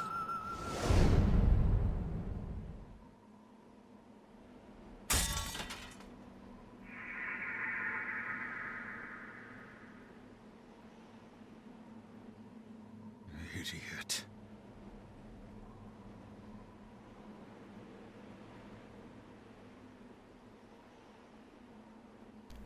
Yasha, the demigod who lived a life ruled by melancholy, died with a smile on his face.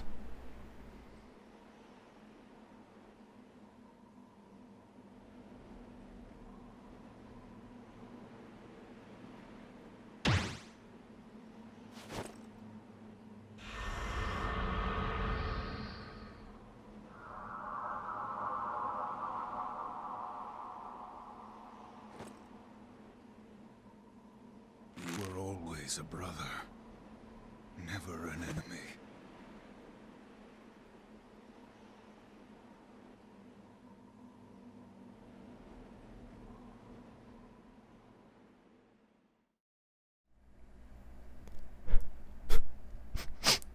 I'm not gonna cry. I'm not gonna cry.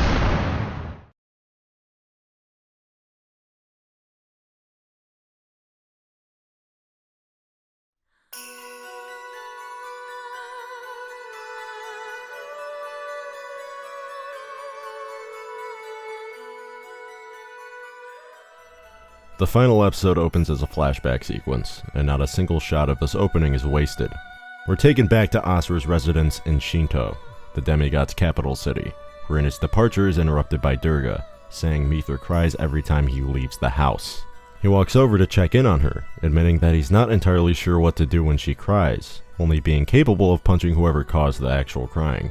Durga simply responds by saying that there's nothing really wrong with that, and he should concentrate on making the world a safe place for her. She trusts him to do what he thinks is right, and that he's at his best when he's fighting for what he believes in. We then immediately jump to Durga's death during Deus's coup, playing out mostly the same save for one detail. We definitively hear Durga's final words. She wishes for Asura's safety and asks him to save their daughter.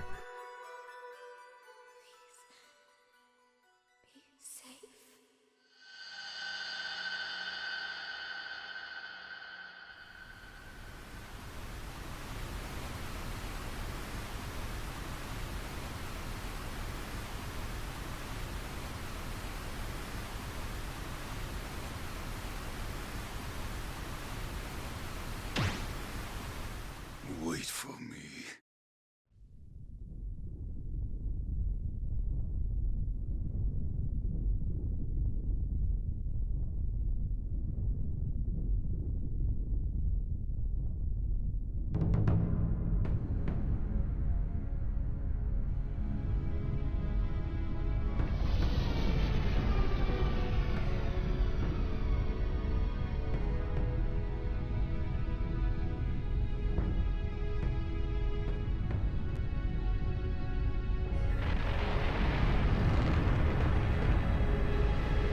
He stoically moves towards the final battle on the tip of this massive rocket, bearing an expression of deep-seated conviction. This is it. This is where Asura's journey comes to an end.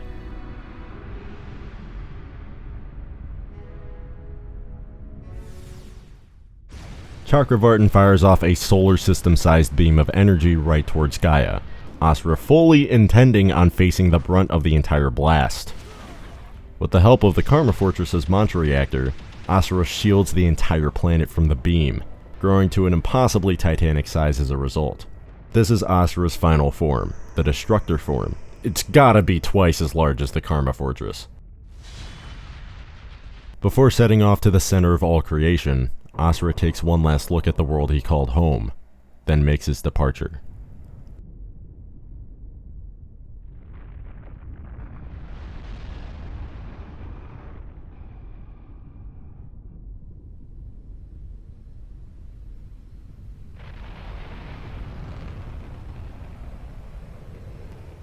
The souls of Durga, Yasha, and the 7 deities are all here, all seeing him off with smiles on their faces. Except for Deus, whose back is turned from the rest, ever prideful even in death. Despite their past conflicts and disagreements, they're all counting on him. So here we are, the final mission. There was a lot going on in that introductory cutscene, so let's take a closer look now that Asura is currently occupied with blasting away entire solar systems worth of planets, including this one that, for some reason, completely dwarfs his colossal destructor form. The first flashback harkens back to an earlier cutscene with Yasha and August observing Asura with his family, the one where August couldn't quite understand what he was fighting so hard for. The pieces were sort of laid here that Asura didn't really know how to deal with Mithra's crying despite it bothering him so much. The importance of this cutscene following up the previous flashbacks show how, regardless of Asura knowing what or what not to do when Mithra starts crying, Durga still accepts him for who he is. Even if he is just capable of destruction, she trusts him to use that strength to cultivate a world where Mithra will be safe. This flashback serves as Asura's true moment of self-acceptance, remembering one of the few people who truly understood him and made him realize he can still use his great wrath and fury for good if his heart is in the right place. This is enough to solidify Asura's conviction to save Mithra and end this once and for all. Without the risk of his body being torn to shreds from his power, he marches onward to quite literally do the impossible. As for the Force Ghosts of the 7 deities Yasha and Durga, keep in mind all these people wanted was to save their planet from harm, at any cost. The grudge most of these people held against Asura was because he was compromising the safety of the planet by interfering with the Great Rebirth. Aside from Deus, who coveted the task of saving the planet himself, all of them seemed more than happy to see him do what they couldn't. Asura eventually reaches the giant golden idol in the center of the universe, and decks him right in the forehead, shattering the surface. But then Asura finds himself in a very strange place.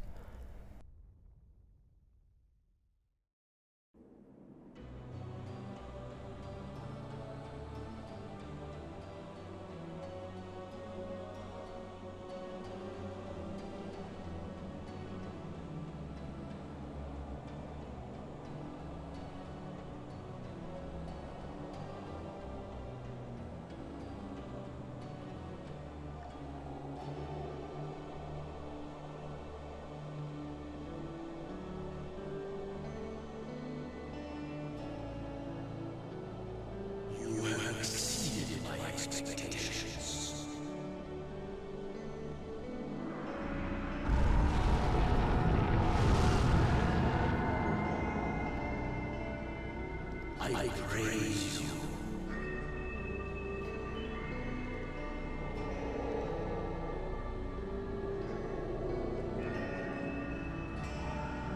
You are indeed the one to inherit this world. Gaia must be led by one of its own. A serene, seemingly endless void stretches out in every direction, and Chakravartin makes his appearance once again, praising Asura for his steadfast nature, claiming that he is indeed the only one suitable for inheriting this world as its ruler, and that Gaia must be led by one of its own. He gives him back his daughter, and promises that he'll have full reign over Gaia in his place, while he goes off to test other worlds that need his guidance. He kneels down and anticipates Asura's agreement. I mean, who wouldn't take a deal like that? Asura's got his daughter back, and he can return to Gaia without any trouble, threw in a pack of spearmint gum for his troubles, and hey, as a bonus, he'll be a well and true god. It's about everything Asura could ask for, and then some.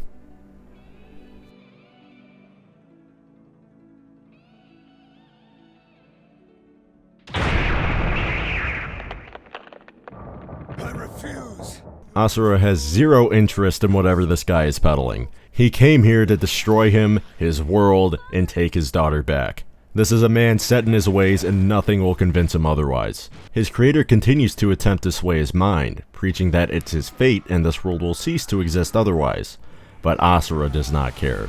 As a final boss fight, Chakravartin is awesome, though I like Yasha's final fight a little bit better, but I'm biased. This battle is the culmination of every single theme building up throughout this game's narrative, and is a phenomenal conclusion to Asura's arc. I have a fuck ton to talk about here now that all of our context is fully fleshed out and established, starting with Asura's refusal. Beyond being cathartic as shit, Asura's refusal to take Chakravartin's place as ruler of Gaia is him brute forcing his way out of the cycle he's been trapped in forever. Interestingly enough, Embracing this destiny would also technically fall under breaking this cycle of death and rebirth, but this wouldn't satisfy Asura. His wrath would continue to rage on, and he would find no peace in a world still ruled by gods forcing their ways onto those too weak to fight back, even if it's him in that seat of power. That's simply not what Asura fights for. If he had, the cycle would just continue, and another, even angrier destructor would come after him and take his place, and you get the idea. This all falls under the greater Buddhist elements that stick out amongst the narrative, specifically transcending earthly desires and suffering to reach a state of enlightenment, otherwise known as nirvana, hence the name of the chapter. What I love about this fight from a philosophical perspective is that Chakravartin represents reaching enlightenment through detachment, and encourages Asura to do the same by taking his place. Sure, he gets his daughter back as part of the bargain, but in reality, that's just him sweetening the deal. If Asura were to succeed Chakravartin, he would have to be completely removed from his desires and attachment, specifically his attachment to Mithra, as doing so would absolutely not be in her best interest whatsoever. But for Asura, it would serve as a surface-level end to this madness. The Gomo would be gone, Chakravartin would leave this place, and he could be with his daughter once again. Chakravartin thinks he understands where Asura'S Wrath is coming from, assuming it's a result of losing his daughter due to the series of events he forcibly put him through. But he couldn't be farther from the truth. Asura rejects Chakravartin's proposal because he wants to save Mithra from experiencing any more suffering. Whether he's with her or not is irrelevant, and the only way to ensure this is to bring an end to the world that's causing it, and its master. To assume the role would be hypocritical, and Asura is a man of his word. Overall, Asura is a wild, brazen rejection of a lot of the ideas and philosophies I've explained throughout this video. Instead of careful consideration or cold detachment, he bulldozes his way through discovering the true meaning of his suffering, and once he finds this truth, he doesn't make peace with it, but rather seeks to break through, as if it's an obstacle to shatter rather than accept. These philosophical aspects work their way into the greater themes of the story, all of which are laid out in plain daylight in the final phase of Chakravartin's fight. Because eventually, this guy gets tired of Asura's shit, and reveals his true form. Because of course we were just fighting him at like 3% of his power. Upon his transformation, the endless void turns grayscale, and Chakravartin now appears more human-like, the general gist of the design to resemble an individual who has practiced salvation to the point of death. It largely mimics the idea of a soku shinbutsu, the Buddhist practice of self-mummifying throughout a prolonged extreme diet and meditation. Basically just chillin' to death. Visually, it is a masterclass of design. It's properly badass and fitting for a final duel, and don't let the smaller frame / skinnier build fool you. This is the strongest he's ever been.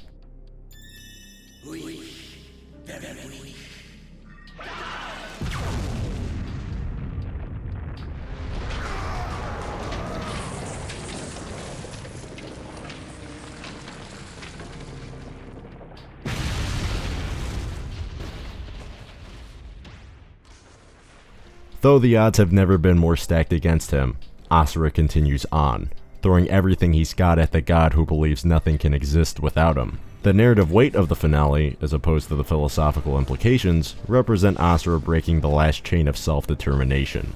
The whole fight is plainly a rejection of the concept of fatalism and predestination, Asura fully admonishing the reality of his lack of free will by exercising exactly that.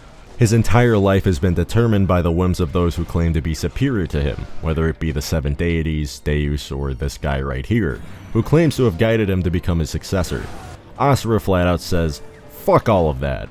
He should be free to decide for himself what he must do, even if that takes overwhelming physical violence. He wishes to do as he pleases, that being fighting for what he believes in and protecting those he loves. And all these people have done is interfere with this very humble and simple desire. The fact that Asura is unable to enjoy just a simple life is completely irrational, and is, at its core, the true source of his anger.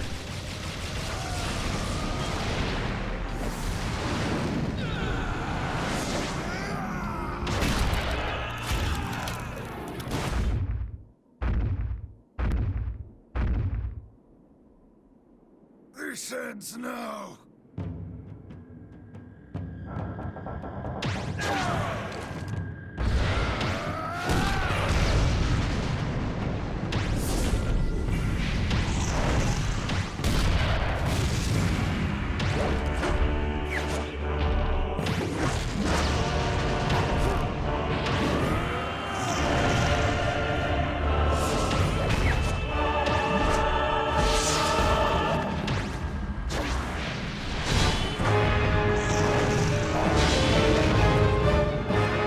understand it all now.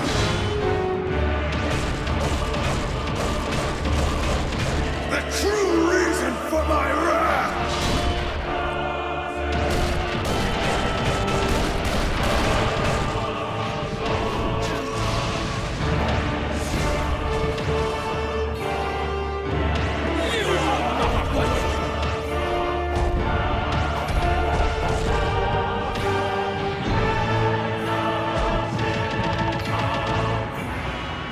I could not stand it!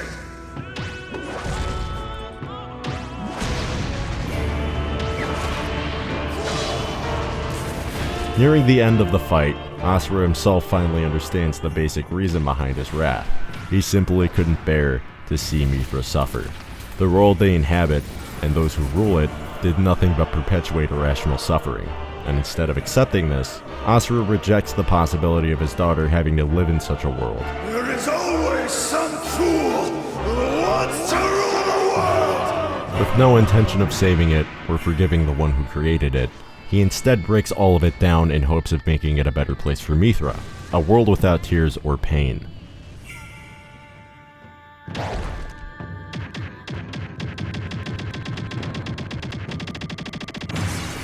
Disgust me.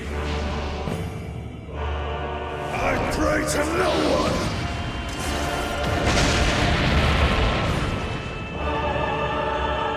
Nor will I be prayed to.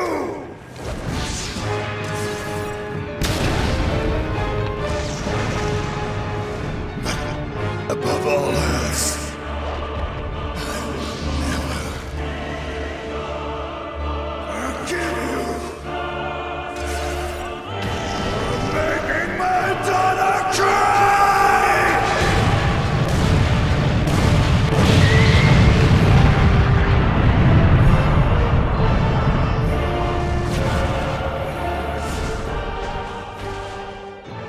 The end of Asura's arc is perfect. We see him grow from a powerful yet confused warrior doubting his abilities and not exactly knowing what his purpose is beyond his ability to destroy, being spurred on the path of self-realization from a catalyst of revenge and rage, losing himself time and time again, but never stopping even for a second. Always giving everything he's got and walking a path that he chose and no one else. Through sheer willpower and show of character alone, Asura learns what it means to suffer, what it means to fail, what it means to lose, and what it means to grow from these discomforts, using that growth to further shape his own destiny and find peace, without detaching himself, but embracing these aspects of life, and continuing in spite of them. With Mithra now freed, she tries to stop her father from killing Chakravartin, since he's the source of all mantra, and as a demigod, he cannot exist without it. What he does next shouldn't surprise any of you provided everything I've said. But you will still live.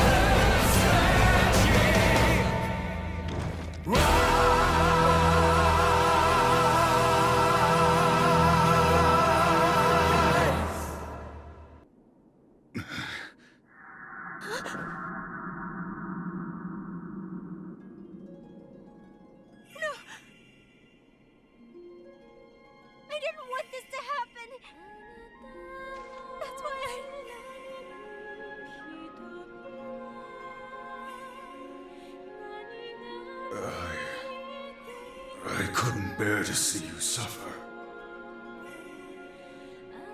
Stupid. No more crying.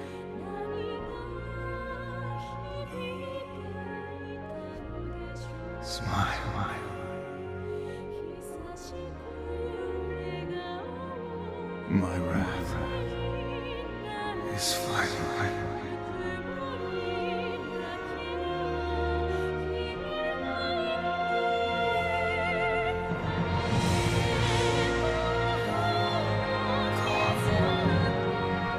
Having fully succeeded, Asura is freed from his wrath, finally at peace.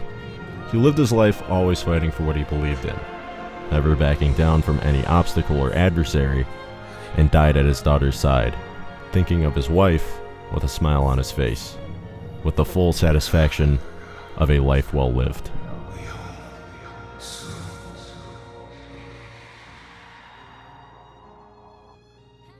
In Mithra's own words, in the final scene of the game. And that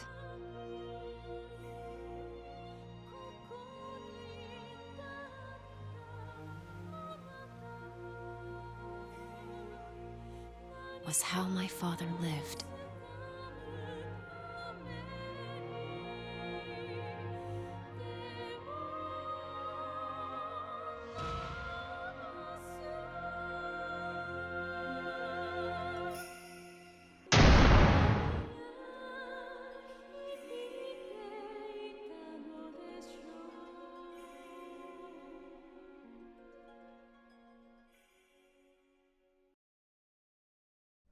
So, Asura'S Wrath. This was a heavier one. I really don't even know where to go with this outro, so I'm just gonna type this shit off the dome and hope I can articulate it without going off the rails and sounding completely incomprehensible. I've wanted to make this video for years, basically ever since Brainlord started, but didn't really know what to say about the game other than, yup, this dude fucks. It took me a while to figure out how I wanted to communicate the game's ideas and how they're explored in a way that doesn't suck total ass, and at the same time, keeping enough of the original core presentation to give something of an abbreviation of the experience while preserving the intended level of impact. I don't even know if I succeeded or not, to be fair. I tried to go for a more analytical angle for once and tried my best to veer away from just, straight up summarizing what's on the screen, which did happen a few times, but in all honesty, I just wasn't ready to make a video on this game until now. Asura's Wrath always stuck out in my memory because of the insane fight scenes, the joy of watching Asura wreck shit, the unforgettable soundtrack, and just generally Yasha's dope-ass white boy swag.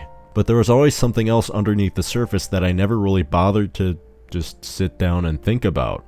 Truth be told, I hardly engage with video games on a level like that. Despite considering the medium to be ideal for creating stories that can be enjoyed on an interactive level, I usually stick to talking about stuff like gameplay, atmosphere, music, etc. Stuff that activates the primal caveman bullshit in your brain that makes you go. Things that can be enjoyed without putting forward too much mental effort into processing why they are enjoyable. You don't need a several-hour video essay on why Dante riding a rocket around Cerberus' arena in DMC3 is cool. It just fucking is. Look at this guy. I wanted to see exactly what that something else was to Asura's Wrath, considering I never revisit this game for its gameplay. It's not particularly memorable or honestly fun after about 6 hours of hitting the same combo because Asura has like 4 moves ever. Because of this, I always assumed the game was unfinished. The combat sort of sucks, the enemy variety is either the same poor ape or giant red elephant entity, and the levels are always straight lines with no exploration, no sense of meaningful gameplay progression. Half of the combat is riddled with QTEs, and 90% of the game is literally pressing triangle. Then I saw the pre-release footage, the earlier builds, and felt as if the game I played was wasted potential. This video was originally going to be me figuring out what the hell happened in this game's dev cycle to squander what could have been a fantastic action game. Maybe not ever holding a key to the world's best action game, running on the world's most powerful hardware, the Xbox 360, but damn close enough. Throughout my research, I realized, wait, no, I'm dumb. They cut this stuff out for a reason. They wanted a story-focused game with the narrative being the primary appeal. They wanted an episodic format mimicking that of anime and TV shows. They wanted to create something different, something that would utilize the video game medium to tell a story in an interactive and engaging way. That's when my focus shifted from explaining the development cycle to explaining what Hiroshi Matsuyama, Seiji Shimoda, and Kazuhiro Tsuchiya were trying to communicate with the story they had crafted. This wasn't meant to be a regular video game, not even a fusion of the video game and cinematic mediums like a cross between the two, but more like the cinematic medium within the video game medium.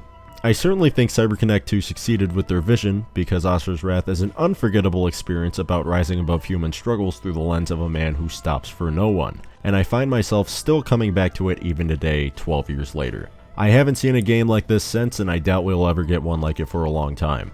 I don't think it's perfect, despite my praise.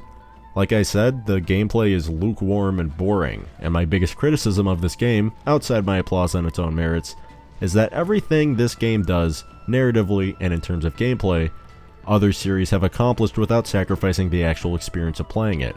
Kratos' journey in the God of War series is quite similar to Asura's own, yet the gameplay in those games is just as strong as its story. Same with Metal Gear Solid, another series able to explore complex themes with its characters and world while still having a solid gameplay experience. The Last of Us, Red Dead Redemption, BioShock, Dishonored, hell, even games that do fall into the category of literal narrative experiences like Telltale, rest in peace. Nearly their entire catalog of video games were strictly story-driven experiences without much gameplay to speak of. All of these examples accomplish what Asura'S Wrath set out to do and are far more recognized and remembered to this day. So what makes it so special? What makes this game so different? Maybe it's down to subjectivity. Maybe I'm just biased due to years and years of shonen anime muscular man punches things super hard, explosions, neuron activation, brain rot, but I feel as if Asura'S Wrath distinguishes itself exactly because of its style of anime adjacent presentation. You don't really control Asura as you would a typical video game character. There's a level of separation present that almost feels like, outside of the obligatory gameplay sections, we're merely observing his actions from a distance as opposed to controlling and experiencing the events of his journey as him. Unlike typical video game protagonists. Whether or not I get a good, excellent, or straight up miss this QTE where Asura punches August in the face does not matter. Nothing we do as a player in the story makes a meaningful impact on the end result. Asura is still gonna act like Asura. This level of distance between the player and the character in gameplay doesn't exactly justify the shitty repetitive mechanics. However, I do feel like it requires you to engage with the game differently, how the developers intended it. You can greater appreciate Asura's growth and development as a character rather than a stand-in for the player, and by having some level of interaction between the player and the story via QTEs, we can still engage with Asura as a playable protagonist on the basis of, us playing a video game. It's not everyone's cup of tea, but goddammit, I liked it, and that's why I talked about it for over 3 hours. Bravo, CyberConnect 2, you guys did it. Well done. I really would not have had the drive to make this video if it wasn't for the wealth of information from the Asura'S NIRVANA DVD from the collector's edition, even if it was in a language I barely understand. I also want to give tons of praise to the art book, also included in said collector's edition. This massive lexicon of info has everything you'd possibly need: storyboards, developer interviews, concept art of Olga's curvaceous dump truck ass, everything! Speaking of Olga, I don't think I ever mentioned what she did in the manga version. This bitch summoned a fake Durga and Mithra assault squad on Asura and Yasha while they were on their way to fight Deus, and it was some seriously fucked up shit. Asura was literally ripping and tearing through hordes of his dead wife and lost child. It was pretty dark. Another detail I kinda wish was base game, but, whatever. We're past that point. As for my final thoughts on Asura'S Wrath, it's a flawed masterpiece. It wastes very little development with its characters and themes, explores topics of the human condition through a demigod cyborg dad who is too angry to die, and overall I'm repeating myself, and I've said way too much. The ending slideshow does kind of imply CyberConnect 2 was open to doing a sequel set on a modern day Gaia, with modern renditions of all the demigods in appropriate settings. Asura is living a normal life with his family, Wizen's still fat, August is chilling, Deus and Olga are corporate suits, and Yasha is Markiplier. Also, Chun-Li is here, which makes me feel like the sequence is less sequel bait and more of a shitpost by CyberConnect 2 and Capcom. Much like the 2 DLC episodes where you fight Ryu and then Akuma, both on the moon, back to back. Sorry if you were looking forward to the lore and philosophical implications of Asura and Akuma's duel and subsequent draw after thousands of untold years of beating the living shit out of each other. The best I can do is leave it as background footage in the outro. Anyways, since then, CyberConnect 2 has been working on basically nothing but licensed anime games and the Dot Hack series, so although there's probably no hope of an Asura'S Wrath 2, the studio is doing well. Besides, I wouldn't even see the point. His arc wrapped up neatly in the finale, and there aren't any loose ends left over either. With all that being said, I've got nothing else. I have a bad habit of dragging out these outros, so I'll just end this abruptly. Hope you took something interesting or at least entertaining away from my insane rambling for the past 3.5 hours, but that's it. Asura'S Wrath, everybody. Thanks for watching.